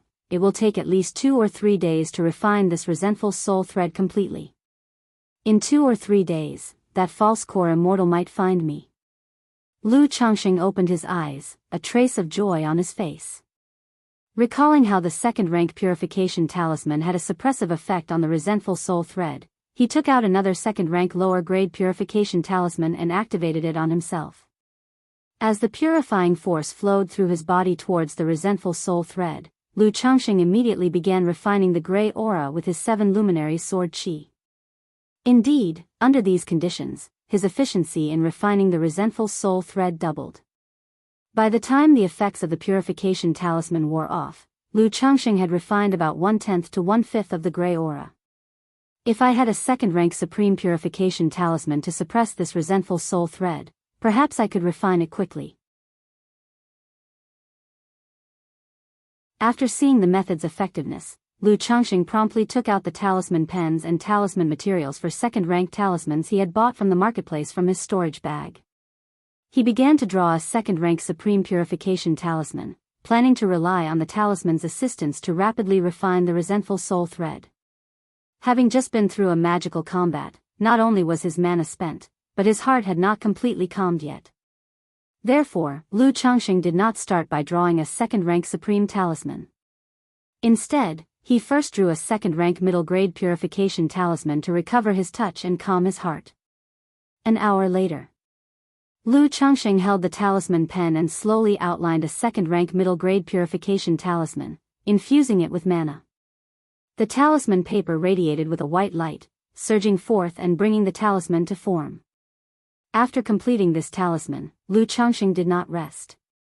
He began drawing a second-rank upper-grade purification talisman. It took Lu Changxing about half an hour to finish drawing this second-rank upper-grade purification talisman. Talisman making is such, the higher the grade of the talisman being drawn, the more difficult and complex it becomes, and the more time and mana it consumes. However, Lu Changxing not only possessed a maxed-out talisman-making skill at the second rank, he also had the profound origin bead, acting as a second dantian. Inside it, he stored 9 times his own mana, which kept his mana nearly inexhaustible and spared him the worry of insufficient mana.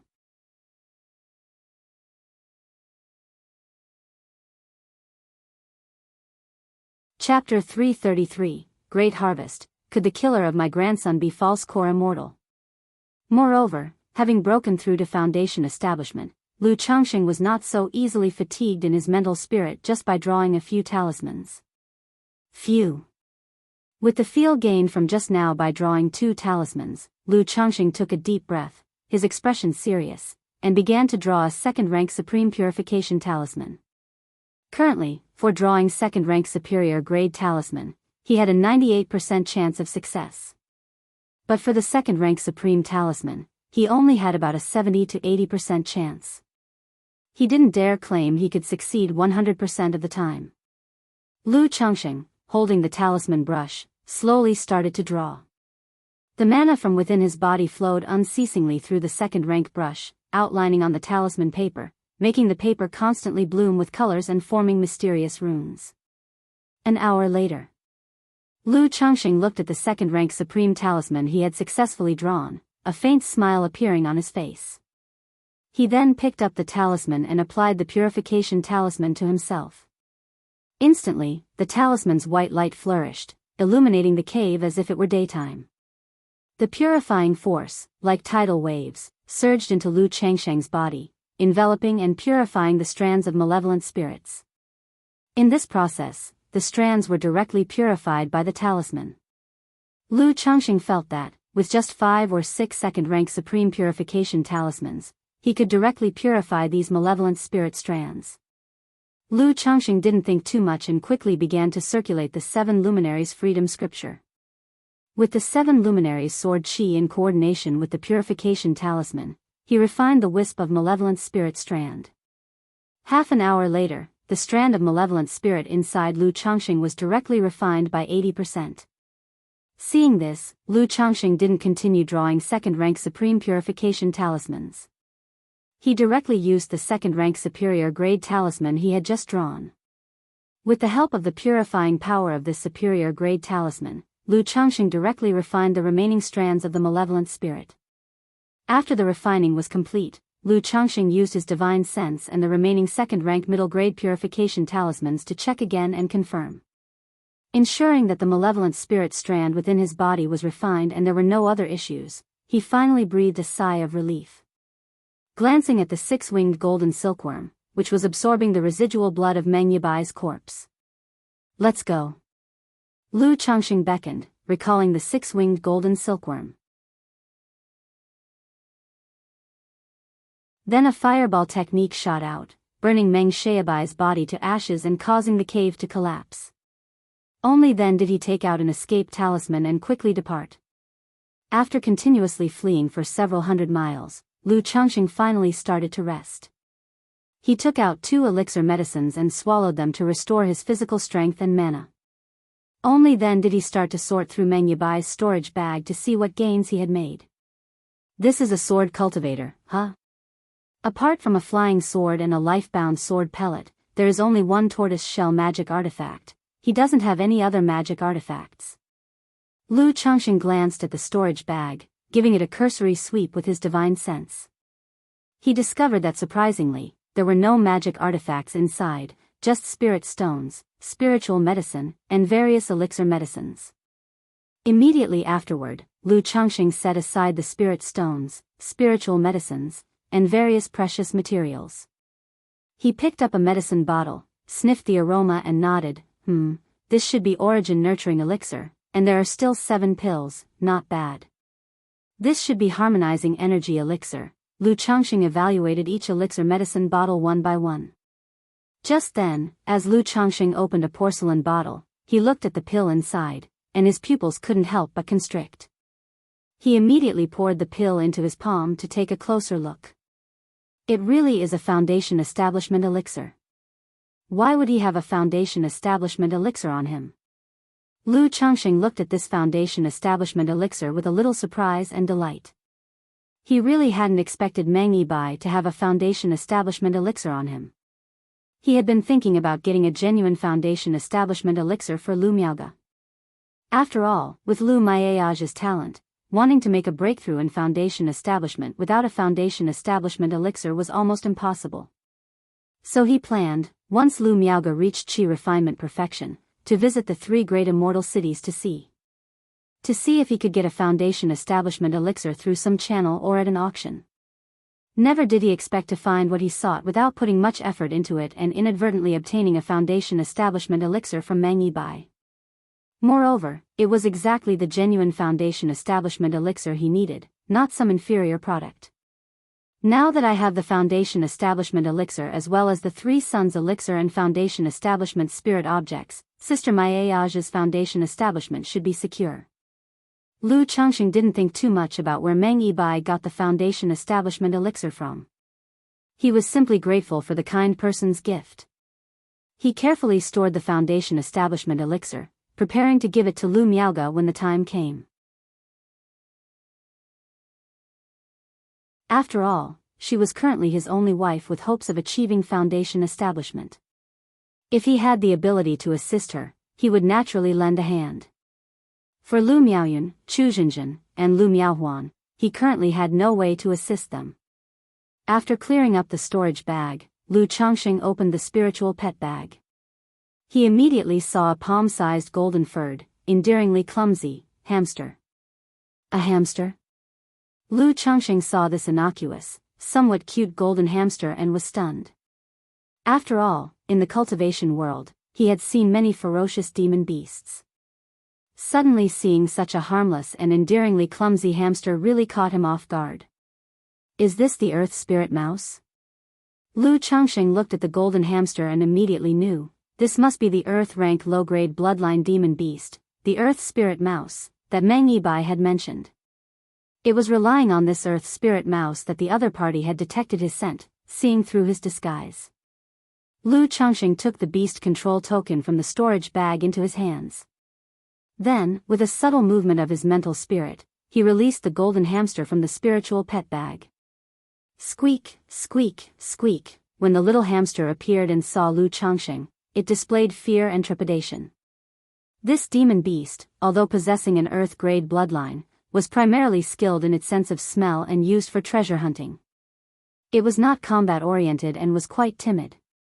Now with only late-stage first-grade power, the hamster naturally felt fear and trepidation in the presence of Lu Changxing, a foundation establishment cultivator. Moreover, Lu Changxing was holding in his hand the beast control token that decided its fate.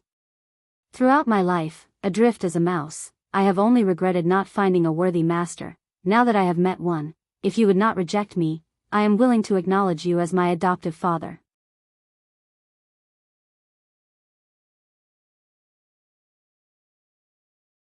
Chapter 334, Great Harvest. Could the killer of my grandson be false core immortal? The golden hamster looked at Lu Changxing, knelt on both legs, and made a gesture of bowing with its hands. Through the beast control token, it also sent a mental communication. Lu Changxing received this mental communication and looked at the little hamster in front of him, somewhat surprised. He hadn't expected that this demon beast would possess such intelligence. Like his own six-winged golden silkworm, despite being of heavenly grade bloodline, it utterly lacked any intelligence. All it knew was to kill, kill, kill. This is indeed the two extremes. Lu Changxing smiled, picked up the hamster in front of him to inspect it, and gave it a couple of rubs. The golden fur was like silk, very comfortable to the touch. This earth spirit mouse has an extremely keen sense of smell for heaven and earth spiritual objects. If one is exploring a secret realm or dungeon, having such a demon beast can easily double the efficiency. What a pity I hardly ever run dungeons. Lu Changxing looked at the hamster and smacked his lips. But he didn't feel it was a waste. This treasure-seeking mouse was quite good for the family. Moreover, if he didn't use it, he could at least sell it for tens of thousands of spirit stones later on. However, what demon beast's egg is this? Lu Changxing put the hamster back into the spiritual pet bag. With a slight movement of his mental spirit, a pale green egg, the size of a watermelon, appeared. When he checked the spiritual pet bag, he saw that besides the earth spirit mouse, there was also a pet beast egg. But looking at the egg's appearance, he couldn't discern which demon beast's egg it was.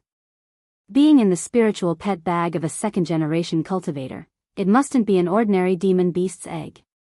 Lu Changxing held the egg and examined it for a few moments. He could tell that there were normal life signs within. But it would take some time before it could hatch. He put the spiritual pet bag away again, planning to study it later. Although there are only just over 6,000 spirit stones, and there are no other magic artifacts. But the talisman treasure, foundation establishment elixir, earth spirit mouse, and this pet egg are also great gains. Lu Changxing roughly tallied the spoils of this encounter. 51 middle-grade spirit stones. 1,372 lower-grade spirit stones. Spiritual medicine, materials, elixir medicines, worth 4,000 to 5,000 spirit stones. Then there were the talisman treasure, the golden flying sword, the life-bound sword pellet, the flying shuttle, as well as the foundation establishment elixir, the earth spirit mouse, and the pet egg. Several hours later. A streak of escape light cut through the air, descending from the sky.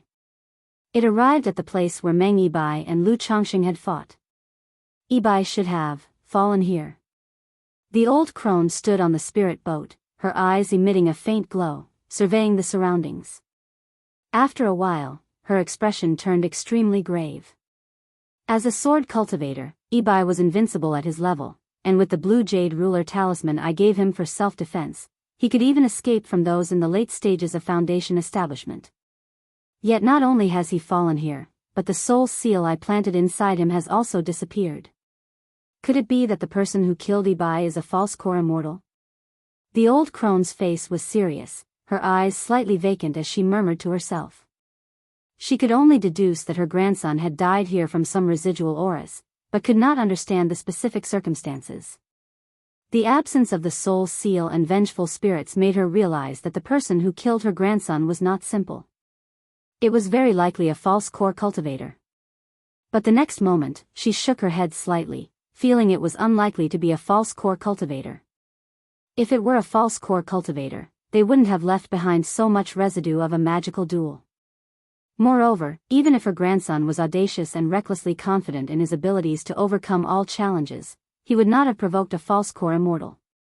If it were a foundation establishment cultivator, the old crone's expression grew even graver. Realizing that if a foundation establishment cultivator had killed her grandson and dealt with the vengeful spirit thread, then this indicated that the opponent was extraordinary. Behind them could very well be a false core immortal, or even a nascent soul immortal. Otherwise, they wouldn't dare to kill her grandson.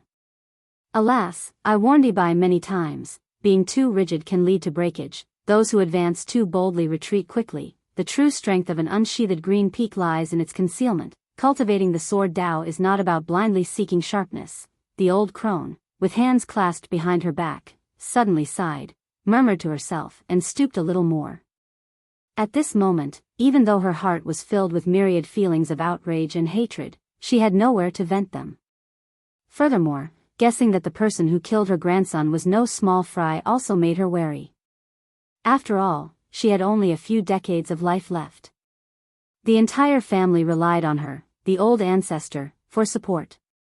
Now that Meng Yibai, the pillar of the family's future, was dead, she, as the old ancestor, had to keep supporting it so that the family lineage would continue. Yibai was serving as the record chief in the marketplace. Why would he suddenly be here, fighting with someone?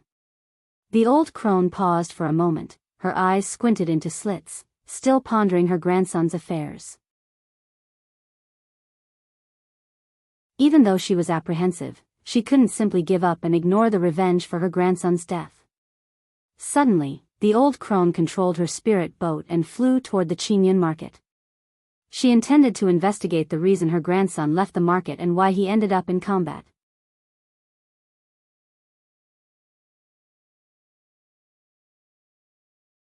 Chapter 335, The Seven Luminary Stars Sword, Second Transformation Peach Blossom Gu.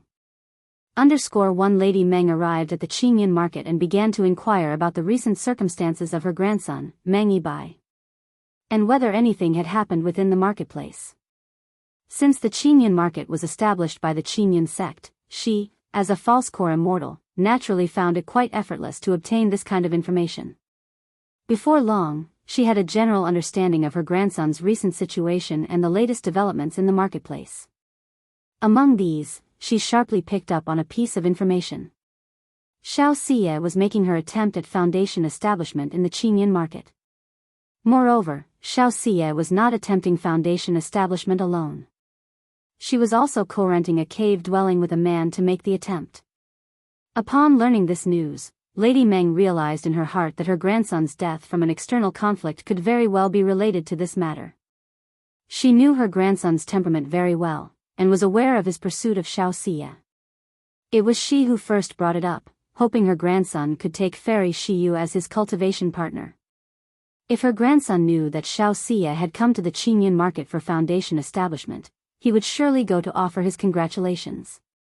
But upon seeing Xianxia being intimate with another man, sharing a room, feelings of jealousy and even murderous intent towards the man would surely arise. Xianxia. Lady Meng's complexion turned somewhat unsightly. Unexpectedly, the matter had somehow become entangled with Xianxia. The lead pointed back to Xianxia. However, even knowing the matter was related to Xianxia and could be investigated through her, she dared not go to Xianxia to inquire. For one, she herself was not in the right in this matter. If a man could share a room and attempt foundation establishment with Xianxia, even if they were not cultivation partners, their relationship was certainly not shallow. In such a situation, her grandson getting into trouble due to jealousy and meeting his demise was simply courting death. Seeking her out herself might even offend Xianxia. She was certainly not afraid of Xianxia, but Xianxia's status was special. She had Yun Wanshang, a core formation master, as her mentor. Even as a false core immortal, she dared not offend the esteemed Kaiyun true immortal. After all, this was a true nascent soul immortal. Especially since the Kaiyun true immortal had real power within the sect and was extremely protective of her own. Just a year ago, she even drew swords with Qiang Peak over matters concerning her disciple, Xianxia. With such a temperament, Lady Meng knew she could not provoke her. If this true immortal of Kaiyun learned of the matter and targeted her, one strike aimed at her, and she feared she would have to prepare her last rites in advance. Furthermore, learning that the person had just broken through to the foundation establishment confirmed her previous suspicions. The assailant behind her grandson's slaying must have had someone else supporting him, most likely a false core immortal, or even a nascent soul immortal. Otherwise, How could a person who had just achieved foundation establishment possibly defeat her grandson? Let alone slay him. Sigh. After having a general understanding of the cause and effect, Lady Meng let out a deep sigh. Her stature dejected, she left the Qingyan market in her spirit boat, heading back to the Qingyan sect. She planned to spend the following days peacefully within the Qingyan sect. This flying sword is indeed a bit more suited to me than the red-robed young man's spiritual artifact flying sword, Lu Changxing spoke after refining Meng Yibai's golden flying sword, toying with it for a while. But it's also because I possess a Gingjin body constitution, which makes this flying sword more compatible with me, he added. If I want to possess a truly suitable spiritual sword, I'll need to employ an artifact refiner to forge a spiritual sword that encompasses both yin and yang and the 5 elements, Lu observed. Practicing the 7 luminaries' great freedom sword scripture, Lu Changxing was naturally very clear about what kind of spiritual sword he needed to maximize his strength. It was difficult to acquire such a spiritual sword through purchase or pillage, as most flying swords in the cultivation world were of a single attribute or had 2 or 3 attributes. It was rare to find one with both yin and yang and the 5 elements. One had to commission an artifact refiner to forge it. When I have some spare money later on, I'll hire someone to forge one, Lu Changxing decided as he stowed away the flying sword, thinking to himself. He wasn't too concerned about it. This kind of flying sword was, after all, just a transitional spiritual artifact. During the foundation establishment stage, his life-bound spiritual artifact was the 7 luminaries heart lamp. Once this lamp was forged, his strength could rise to another level. As for the flying sword, when he broke through to core formation, within the 3rd level of the 7 luminaries' great freedom sword scripture, there was a set called 7 luminary stars sword, consisting of magical treasures flying swords of various different attributes. He could forge the Sun's solar sword, the lunar solar sword, the Venus solar sword, the Jupiter solar sword, the Saturn solar sword, the Mars solar sword, and the Terran solar sword, 7 magical treasures flying swords of differing attributes. This set of magical treasures flying swords, when paired with the 7 luminaries' great freedom sword scripture, complemented each other perfectly, amplifying their power significantly. They could also turn into 64 sword shadows to form the 7 luminary star sword formation. Once this sword formation was complete, even at the initial stage of core formation, he could easily suppress a mid-nascent soul stage, and might even overpower someone at the core formation late stage. Still, I'm only at foundation establishment, and magical treasures are far beyond my reach, Lu Changxing shook his head, not dwelling further on the subject. He took out a jade slip map, poured his mana into it, and checked his current location. He was about 2 days' travel from Jianghu mountain. Although the spiteful spirit threads have been refined, I still don't know if Meng Yibai's false core elder has any other means to track me down. Therefore, to be safe, I better wander outside for a while longer, not hurrying back to Jianghu mountain, to avoid attracting trouble, he pondered. After checking the map, Lu Changxing decided to spend the next 10 days to half a month observing the surroundings before returning. Confirming that Meng Yibai's elder could not find him was prudent before going back. Otherwise, involving Jianghu mountain and the Hongya marketplace would be unfortunate. Sigh, it seems I really must limit my excursions, he reflected.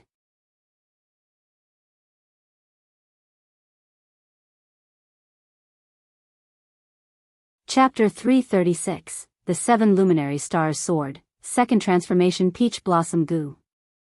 It's one thing to kill ordinary robber cultivators, but killing those second-generation cultivators with influential backgrounds might bring serious trouble. Lu Changxing sighed. He made up his mind that after this trip home, he would focus on making money and nurturing his child, settling his own foundation. Otherwise, encountering more people like Meng Yibai might bring trouble to his family. Moreover, he needed to invest more effort into raising his child and education. If not, even if he could establish a family, it would be troublesome if the child grew up improperly. Just as Lu Changxing was about to find a place to rest, he felt a faint throbbing in his glabella. The peach blossom goo has completed its transformation and ascended to the second transformation. The next moment, Lu Changxing knew what this trembling sensation was about. It was his peach blossom goo reaching ascension. This peach blossom goo had already peaked at the first transformation. But due to the limitations of his own cultivation level, it had been unable to transform and ascend to the second transformation. At the very moment he achieved foundation establishment, the peach blossom goo in his glabella began its transformation and ascension.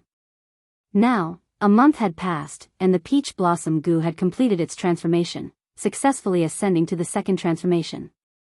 The ascension of the peach blossom goo to the second transformation didn't come with significant changes. Just an enhancement of its 3 original effects. This made his peach blossom luck even more prosperous. The peach blossom goo improved his appearance and charisma when attracting the opposite sex. As well as its proactive effect, enhancing the affliction of the 5 aggregates peach blossom poison. With the peach blossom gus ascension, my peach blossom luck has increased even further. I'd better go out less. Otherwise, I might encounter peach blossom luck the moment I step out of the door. Lu Changxing stroked his chin and chuckled lightly. Immediately, he descended toward a large mountain in front of him. Planning to pause here for half a month. To see if the false core immortal backing Meng Yibai would find him. If they did come looking, he would proceed as planned, fleeing with a life-substituting talisman and settling scores using the Book of Malevolent Curses and Fates. If not, naturally that would be best. After visiting the true immortal Du at the Qingyun market, Xianxia didn't delay and returned directly to the Qingyun sect. Upon her arrival at the sect, she headed straight for Kaiyun Peak. She went to voir her master at the magnificent palace at the very peak. As soon as she arrived in front of the grand hall, Xianxia saw on the stairs a woman clad in colorful clouds, her hair done up in a cloud bun, with an appearance as stunning as a heavenly maiden, noble and gorgeous. It was her master, Yun Wanshang. Apparently, her master knew she had returned and was waiting for her here. Master. Xianxia immediately greeted her with a respectful curtsy. Shiyu, you have not disappointed your teacher, Yun Wanshang said, with a faint smile on her face as she looked at her disciple. She had received early news from the real immortal Du at Qingyun market of Xiaoxia's success in foundation establishment. She also knew that Xiaoxia was not alone in her breakthrough. She had undergone foundation establishment together with Lu Changxing. After hearing this news, she felt reassured on the one hand, yet also experienced an indescribable complexity. It was reassuring that Xiaoxia had overcome her emotional ordeal, reached a complete state of mind, and succeeded in foundation establishment. The complexity was due to the situation between Xiaoxia and Lu Changxing. Although she had been prepared for this, actually learning that Lu Changxing and Xiaoxia underwent foundation establishment together still left her feeling complex. This meant that her connection with Lu Changxing was completely severed. Upon learning of Lu Changxing's foundation establishment, she felt an inexplicable irritability. She was afraid that Lu Changxing would activate the jade pendant to contact her. After all, when she had given the jade pendant to Lu Changxing, she had said that once he achieved foundation establishment, she would give him a chance. But now that Lu Changxing and Xiaoxia had formed a bond and taken that step together, she didn't know how to deal with the situation. Fortunately, there had been no movement from the jade pendant. Yet this also brought some displeasure to her heart. Although she had already decided in her heart, even if Lu Changxing activated the jade pendant, she wouldn't respond. However, even though she would ignore it, the fact that Lu Changxing had succeeded in foundation establishment and didn't activate the jade pendant to contact her annoyed her quite a bit. She wanted to ask Lu Changxing what he meant by that. Did he look down on her? She was a nascent soul immortal, offering such an unparalleled opportunity, and yet he didn't know to cherish and seize it. Master, I have still disappointed you, Xiaoxia said softly, pursing her lips. Yun Wanshang was slightly startled upon hearing this. She then examined Xiaoxia carefully. Immediately noticing that Xiaoxia's magical aura was slightly amiss. As Xiaoxia's master, she naturally knew that the foundation base her disciple sought to condense was the supreme mysterious Moon Dao Foundation. This foundation base was quite impressive even among perfect foundation bases, not only for its robust foundation of mana but also for complementing Xiaoxia's constitution. But what she observed at the moment was not like a perfect foundation base in Xiaoxia's magical aura. She immediately grasped Xiaoxia's wrist, which was as white as jade, to examine her condition. She quickly saw that atop the perfect moon-white Dao platform in Xiaoxia's dantian, there was a clearly visible and significant crack. This, Yun Wanshang was taken aback. She had not expected her disciple's foundation establishment to be a success, and that the supreme mysterious Moon Dao Foundation had been condensed, yet there were flaws in the Dao Foundation. Xiu, why has this happened? Yun Wanshang asked Xiaoxia. Although she had not cultivated the supreme forgetful love technique, she had studied it. She knew that this cultivation technique placed great emphasis on the state of mind. If the state of mind was not complete, foundation establishment would be difficult. And there was no such thing as achieving foundation establishment but with a flawed foundation base. Moreover, to have condensed a perfect foundation base and still have flaws was something she had never seen before. Master, it was only during the breakthrough in foundation establishment that I truly understood the real meaning of cloud without emotion, moon without emotion in the first layer of supreme forgetful love, where clouds and moon converge, the clouds envelop the moon illuminates the clouds, both with a semblance of separation and connection, one cold and silent, the other ethereal and unpredictable, both heartless. This represents cloud without emotion, moon without emotion.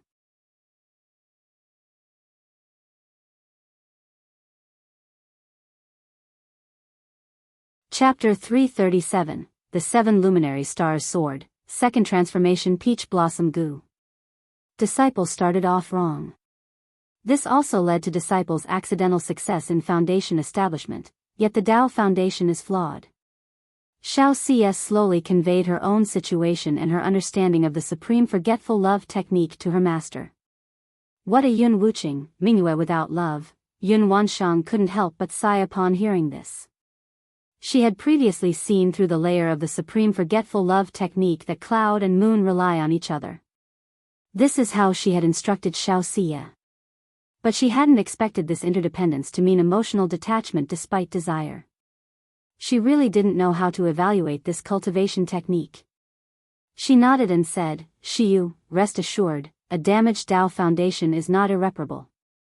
As a teacher, I also know of several rare natural treasures that have the effect of repairing the Dao foundation, and I will find them for you when the time comes.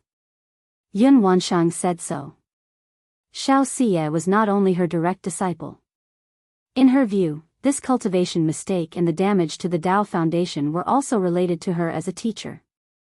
Initially, when she instructed Xiaoxia in her cultivation, she did not show the clear path. It was also because of her guidance that Xiaoxia took the wrong path. Master, disciple considers this to be a blessing in disguise. Xiaoxia gently shook her head, and a bright and gentle smile appeared on her cool face as the ice and snow melted away. Yun Wanshang looked at her disciple and was slightly taken aback upon hearing these words. One reason being that she didn't fully understand her disciple's meaning. Another was that it had been a long time since she had seen Xiaoxia smile like this. After mastering the supreme forgetful love technique, although Xiaoxia was not entirely cold-faced in front of her master, her expression only became somewhat gentler and was not usually like this. This made her realize that there must have been significant changes in her disciple following this foundation establishment. Master, although there are flaws in this foundation, it has led me to understand the true essence of the supreme forgetful love technique. I have also realized the meaning of the second level, cloud with affection, moon with affection. If your disciple can cultivate this level to perfection, there is hope to completely restore the Dao Foundation. Xiaoxia said. She knew she couldn't hide the damage to her Dao Foundation from her master, Yun Wanshang, so she was upfront about it. But the fact that Lu Changxing could repair the Dao Foundation was too astonishing. Therefore, she chose to attribute this to the supreme forgetful love technique. In the future, when her Dao Foundation was restored to perfection, even taken a step further, she could have a reason to explain it. Moreover, she wanted to continue descending the mountain to cultivate with Lu Changxing and needed her master Yun Wanshang's approval. It wasn't just about such cultivation in the marketplace. In the Qinyan sect, after a disciple succeeds in foundation establishment, the sect also arranges tasks. even if she was the disciple of a nascent soul immortal. So she needed to speak openly about it, to ask for her master's approval, to temporarily put aside her duties. Cloud with affection, moon with affection, repairing the Tao foundation on your own. Yun Wanshang was somewhat shocked upon hearing this. The supreme forgetful love technique seemed even more mysterious and profound in her heart. She wondered whether it was right or wrong to let Xianxia choose this cultivation technique initially. After all, even with her vision as a nascent soul immortal, she had not yet fathomed the true meaning of this technique. One can imagine its difficulty in cultivation. Based on the disciple's understanding of the supreme forgetful love technique second level, cloud with affection, moon with affection, with the cloud's accompaniment, the moon shines more brightly, and with the moon's illumination, the cloud appears more lively and graceful. To people on the ground, both reflect each other's brilliance, creating a picture-perfect beauty in the azure sky. Therefore, Xianxia continued. She slowly expressed her understanding of the second level of the supreme forgetful love technique. The first level is the desire without affection, making people forget love upon foundation establishment. The second level, however, fills the heart with affection beneath the veneer of forgetfulness. Yun Wanshang, as a nascent soul immortal, already had an understanding of the supreme forgetful love technique. Now, having heard her disciple's words, she instantly understood the meaning and the key points. After thinking it over, she found the supreme forgetful love deeply profound and elusive, hard to fully comprehend at once. There was a hint of recognizing the mountains as mountains, then not as mountains, and finally as mountains again. Shiyu, do you plan to descend the mountain again to cultivate with the help of that Lu Changsheng? Yun Wanshang also understood why her disciple had shared so much with her. It wasn't just a matter of reporting to her as a teacher. It was also about setting out her path of cultivation. Please, Master, approve. Xianxia bowed with her hands clasped. Yun Wanshang did not speak but looked at her disciple. She had come to terms with her own issues with Lu Changsheng. However, seeing her disciple increasingly involved with Lu Changsheng for the sake of cultivation, she couldn't help but be concerned. She wondered if her disciple could truly move on and achieve the true essence of supreme forgetfulness. Moreover, in cultivation, cause and effect are important. The debt of cultivation and the grace of being saved, Xianxia had repaid with the Sun-Moon Tao Foundation. But if the cultivation continued like this, how would she repay the debt and resolve the cause and effect? Their eyes met. Looking into Xianxia's clear, water-like eyes, as serene as the 9 heavens' bright moon, Yun Wanshang finally nodded. I permit it, she said. Take the token from your teacher, go to the record hall to register your cultivation level, and then be exempted from sect duties. Yun Wanshang took out a token and gave these instructions. Thank you, Master. Xianxia expressed her gratitude respectfully. Shiyu, the second level is cloud with affection, moon with affection, but the third level, cloud without affection, moon without affection, may well be the true supreme forgetfulness. Having listened to Xianxia's words, Yun Wanshang also had a deeper understanding of the later stages of the supreme forgetful love technique and advised accordingly. Please rest assured, Master. Xianxia understood her master's intentions and replied with a radiant smile.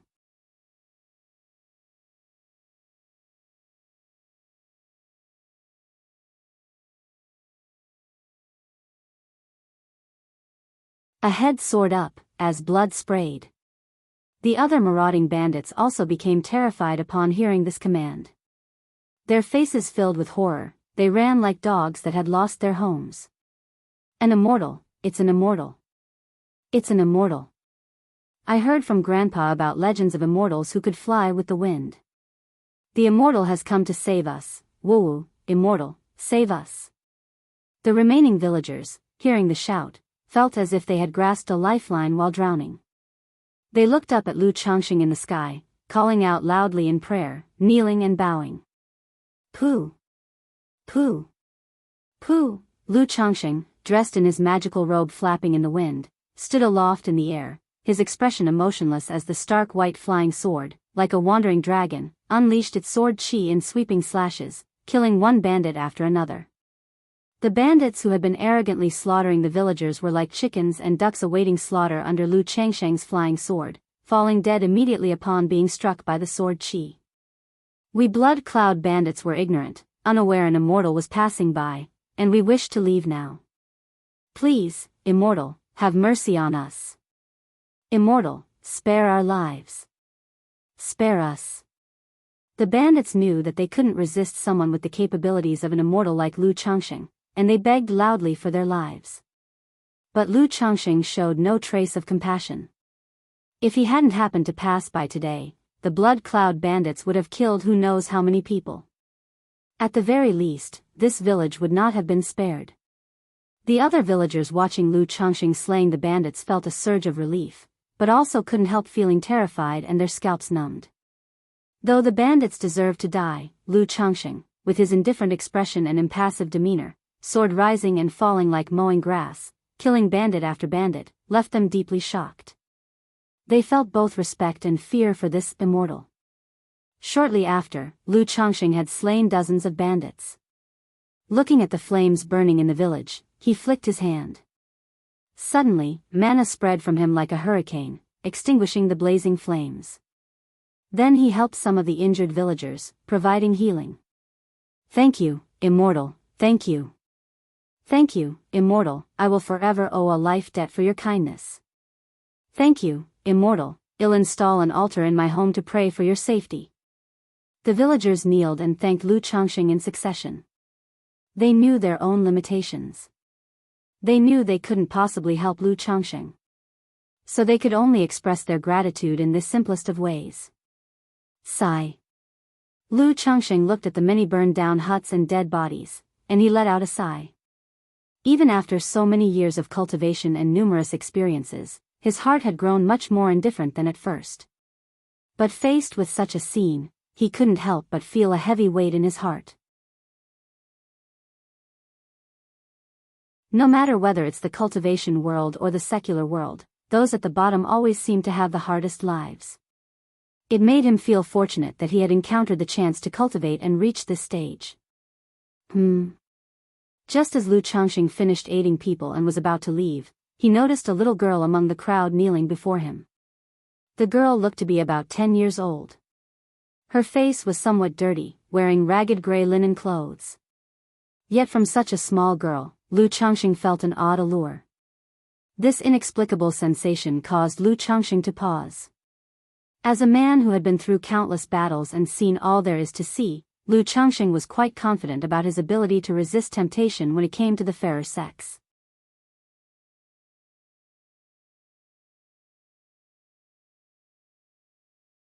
Chapter 339, This Peach Blossom Luck is Really a Punishment.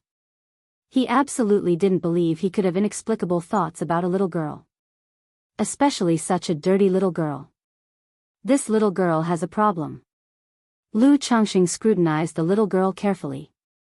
He immediately found, beneath the girl's tattered gray hemp clothes, on her neck and wrists, there were white scales resembling those of fish or snakes. A half-demon?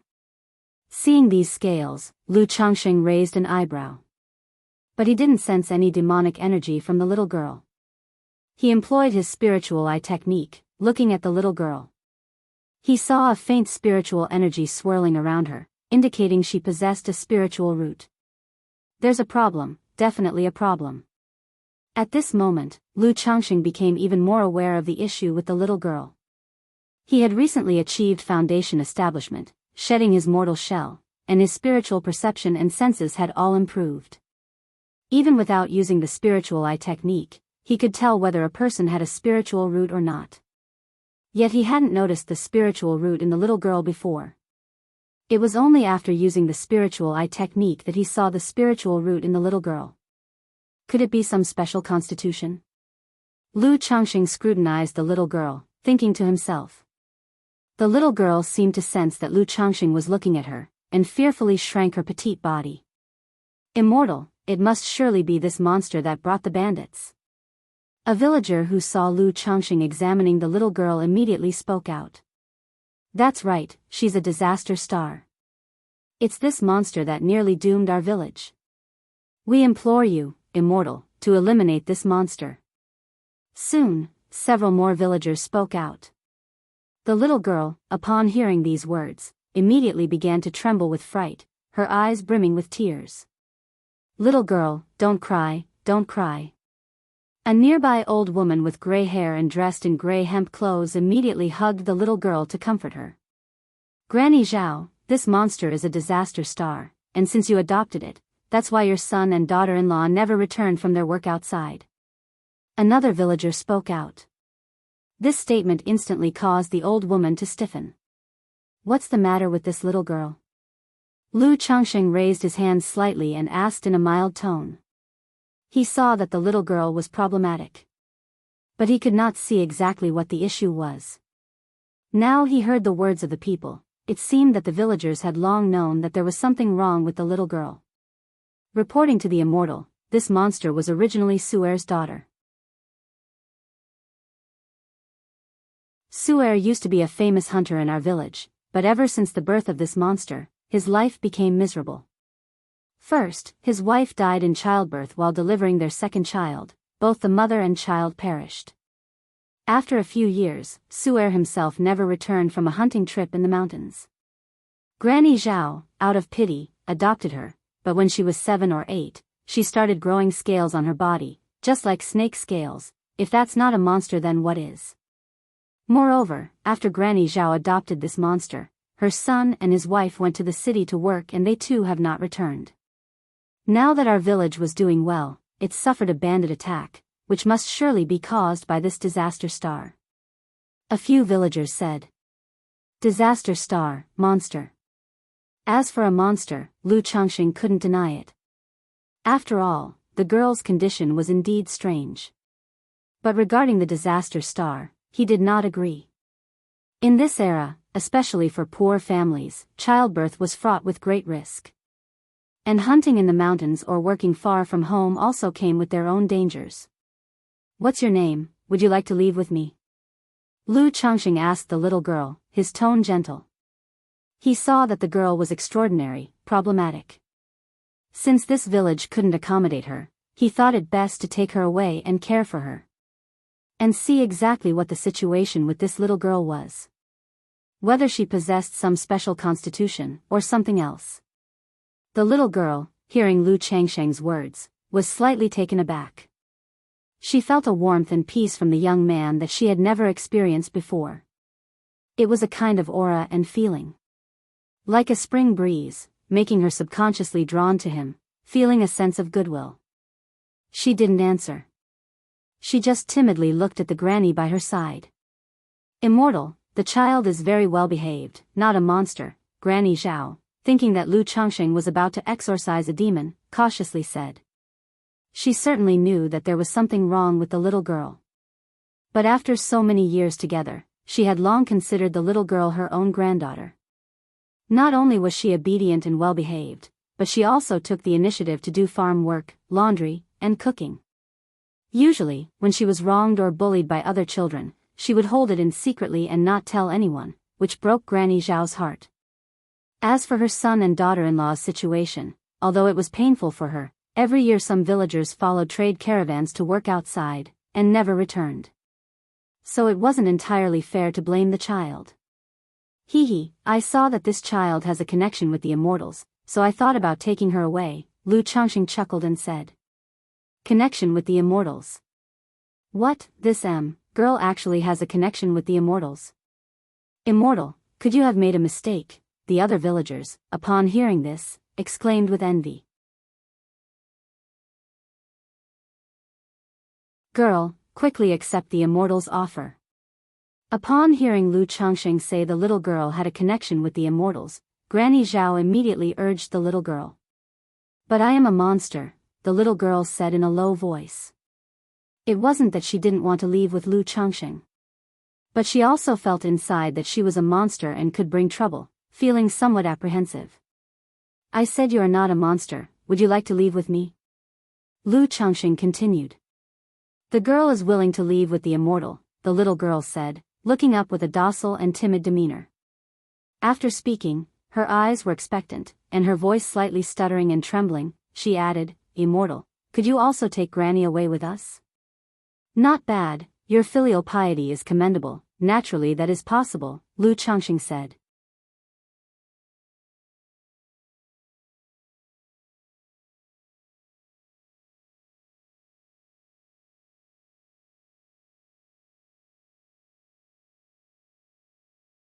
Which girl doesn't love beauty?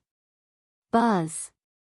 At this moment, Lu Changxing gave his storage bag another pat, and instantly, several exquisite and beautiful dresses appeared. Which one do you like? Lu Changxing asked with a smile. He had bought dozens of vestment robes for his own children when he was in Qingyan Market. Now that he had picked up a lovely little girl, he naturally wouldn't be stingy with a vestment robe and wanted to dress her up beautifully. Moreover, having someone by his side, shouldn't he give her some benefits? The Immortal will give me one? Bai Ling looked at the colorful, exquisite dresses before her and immediately her eyes widened. She had never seen such pretty clothes in all her life. She didn't even know how to describe them, they were dazzling to her eyes.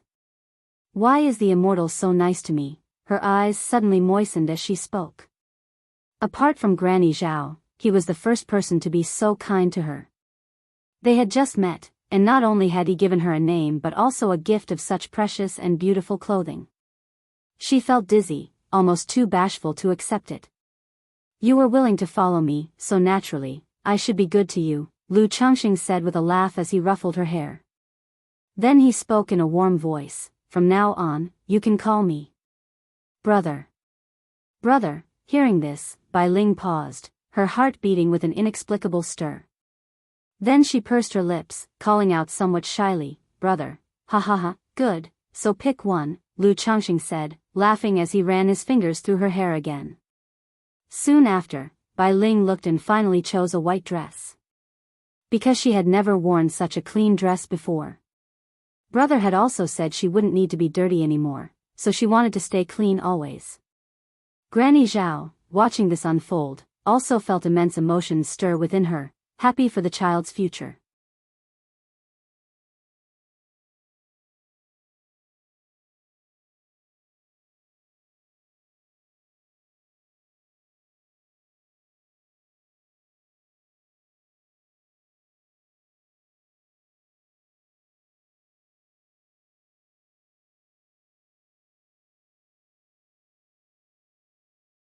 Bai Ling asked timidly upon seeing the grand and imposing city ahead. Yes, linger, from now on, you and old lady Zhao will live here temporarily. Lu Changxing smiled and nodded, taking out a transmission talisman to contact Hong Yi. One reason was to ask Hong Yi for assistance with arrangements. Also, he hadn't seen him for a long time and wanted to catch up. Suddenly, as if remembering something, his body surged with a white light, and he reverted to his true appearance. Before this, Lu Changxing had always been using a disguised appearance. Even during their rest along the journey, he had not reverted back to his real face. Brother. Bai Ling, upon seeing Lu Changxing's true face, opened her mouth in an O shape, totally astonished. Old Lady Zhao was also surprised, thinking to herself that indeed he was a true immortal. She had never seen such a handsome person before. Brother usually conceals his appearance as well. Lu Changxing said with a light chuckle, and then took Bai Ling's small hand and walked towards Rui County City. Brother is so handsome, Bai Ling said softly, tilting her head up slightly as she was led by the hand, a blush spreading on her face. Rui Prefecture was bustling with life, people coming and going on the streets, never ending. However, Lu Changxing had used his mana to conceal his aura, reducing his presence. But even so, with his handsome face, upright stature, and elegant and uncommon demeanor, many women on the street couldn't help but stop and gaze at him longingly. Walking through the city, Bai Ling looked around at the busy crowd and couldn't help but feel nervous, clutching Lu Changxing's hand tightly. It wasn't long before Hong Yi arrived swiftly. Brother Lu, who is this? Hong Yi, looking at Bai Ling whom Lu Changxing was holding hands with, was somewhat astounded. He was already used to Lu Changxing bringing along ladies, but her age and appearance didn't seem to fit the role of a daughter. And to say concubine, she seemed too young. This is a sister I recognized, named Bai Ling. I plan to have her temporarily stay here and will need Brother Hong's help in looking after her, Lu Chongqing said, briefly explaining the situation of Bai Ling and old lady Zhao. I see, Hong Yi replied after listening, not asking further. Not far from the Lu residence, he arranged a quiet courtyard for old lady Zhao and Bai Ling. He also arranged for a maid and an old woman to serve the two. Brother Lu, have you just come back from traveling? Hong Yi asked Lu Chongqing after settling the two in. How did you know, Brother Hong? Lu Chongqing asked, raising an eyebrow. 5 months ago, Brother Li returned for a visit. Seeing you didn't come over, and since I had some free time, I went with Brother Li to the Red Maple Marketplace, but Miss Lu said you were out traveling, Hong Yi said. Fei Yu came back? Where is he now, in the Red Maple Marketplace, or did he leave?